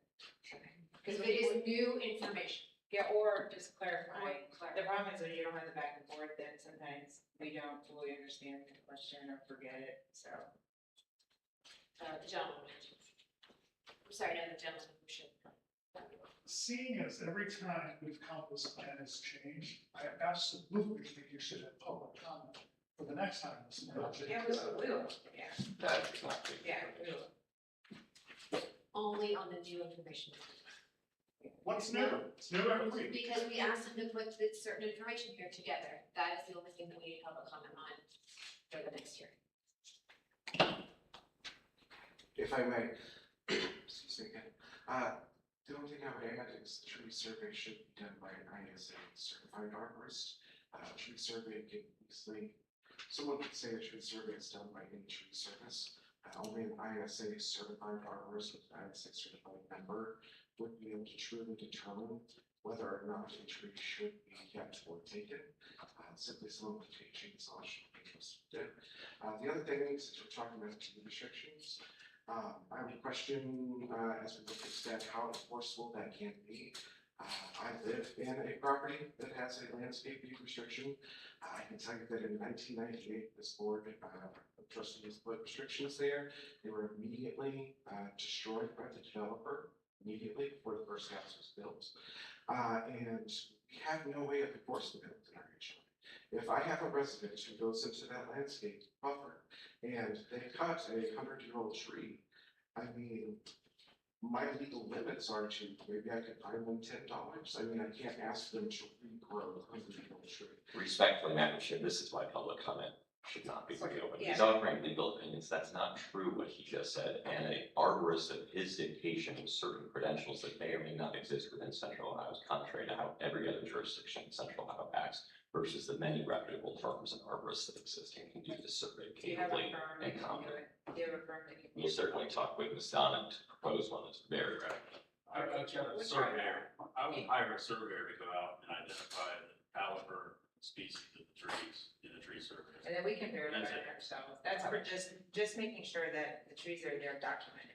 Because if they all get cut down and there's no evidence, you can't go and like, they'll mow the stumps down and how do you prove there were trees there? So that's a first step. My only point was just thinking about enforceability when you look at pedestrian. All right, thank you. And then are the deed restrictions enforceable by just the property owners or are the deed restrictions? Right, and individual property owners have the ability to enforce it against their neighbors. So we could not enforce those, obviously. Deed restrictions are not enforceable. Right, so do we need, that's a problem. So we have deed restrictions in my neighborhood, but we don't have an HOA, so we had to file lawsuits against our neighbors. And with respect to enforcement, if an individual property owner cuts down a tree in a tree preservation zone, that is a zoning violation, and so the township could. Subject to. Again, obviously, the enforcement side of you can't regrow a 100-year-old tree. But it's, So there are it'll be people out there. in the tree preserves, there were also a deed restriction? So that was my understanding is that, Okay. to reinforce the tree preservation zones, deed restrictions would be added to those private lots. But you do absolutely have enforcement rights, you know, these would be conditions. On the zoning, yeah, okay, we just want to, it's good to clarify now rather than later. Requirements, I don't know if I heard it right, but the traffic study that is presented here is stated, we would like to have the county engineer who has already submitted the letter revise. So they have to submit a traffic, the traffic engineers in the county does all that. That's not a zoning thing, that they do take care of. And I do want to, just reiterate that the board reopened public comment with respect to new questions. I just want to point out that Well, that's for next. it is a zoning issue. If the traffic commission says that they have to be set back 60 feet setback, that will require, that will change the dimension of the lot available for the number of acreage, and it might be not compliant. Respectfully, sir, Madam Chair is absolutely correct. It's the province of the county. Yeah, the county will take it. Okay, and the second, the request is that 50% increase over 18 trees in the back may not be sufficient. The point is for us to have 48-foot fence, 48 inches aluminum fence on the south side of the lawn, making a clear separation between their property and the property that we have, which is maintained by us. We don't want them to think that because there is 5-foot gap between trees, that it is a public access place. Thank you.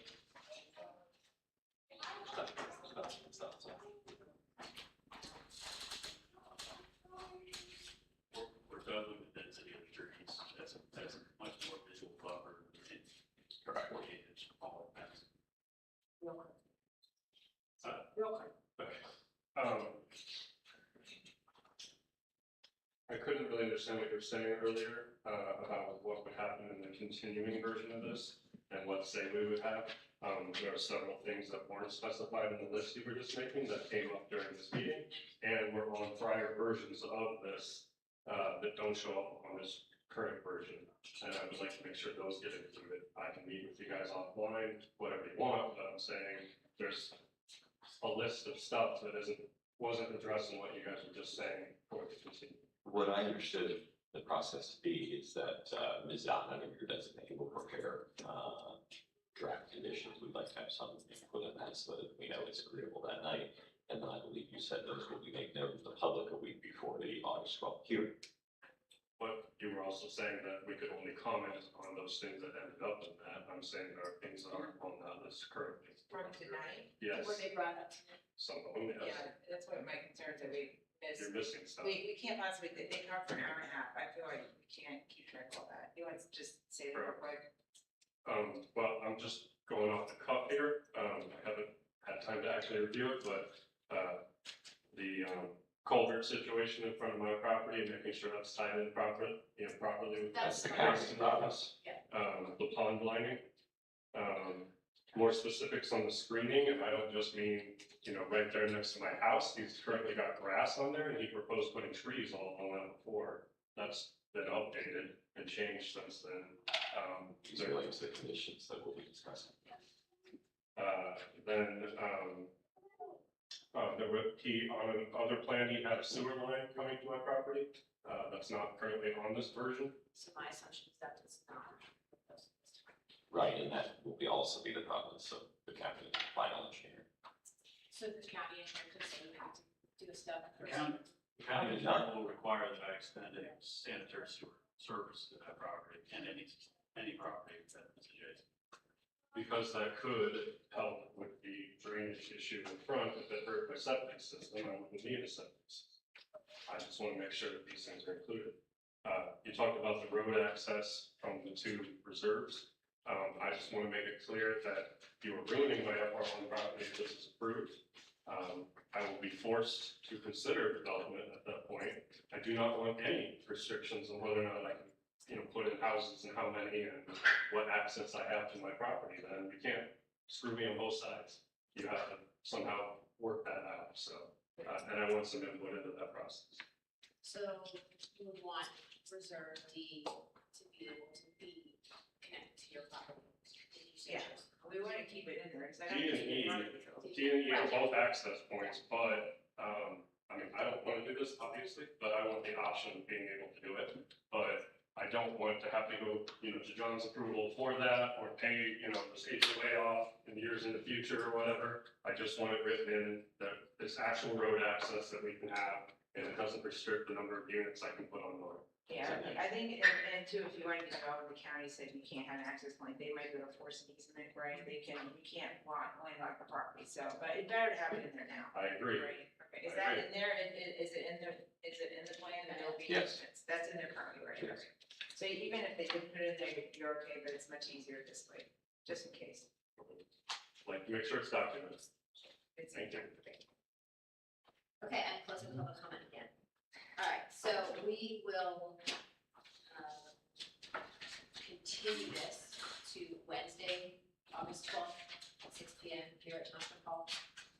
That, you guys will have provided at least a week before stuff that we can review. That'll be out on the Google Drive. People can look at. Am I expecting, just from my awareness, am I expecting like updated drawings, or is this like a list in words? We'll submit updated drawing. But if we can't, there certainly will be a fulsome list that makes it clear. So, hearing that, I would ask the board to pass the resolution. Yes, do not. That would be 217. I make a motion for resolution 26-217 to continue this hearing to Wednesday, August 12th at 6 p.m. And just to clarify that they'll give us a new plan, and then we will open public comments just for the changes that were made, okay, just to clarify. Wait, second? Trustee Huss? Yes. Trustee Net? Yes. Trustee Ring? Yes. And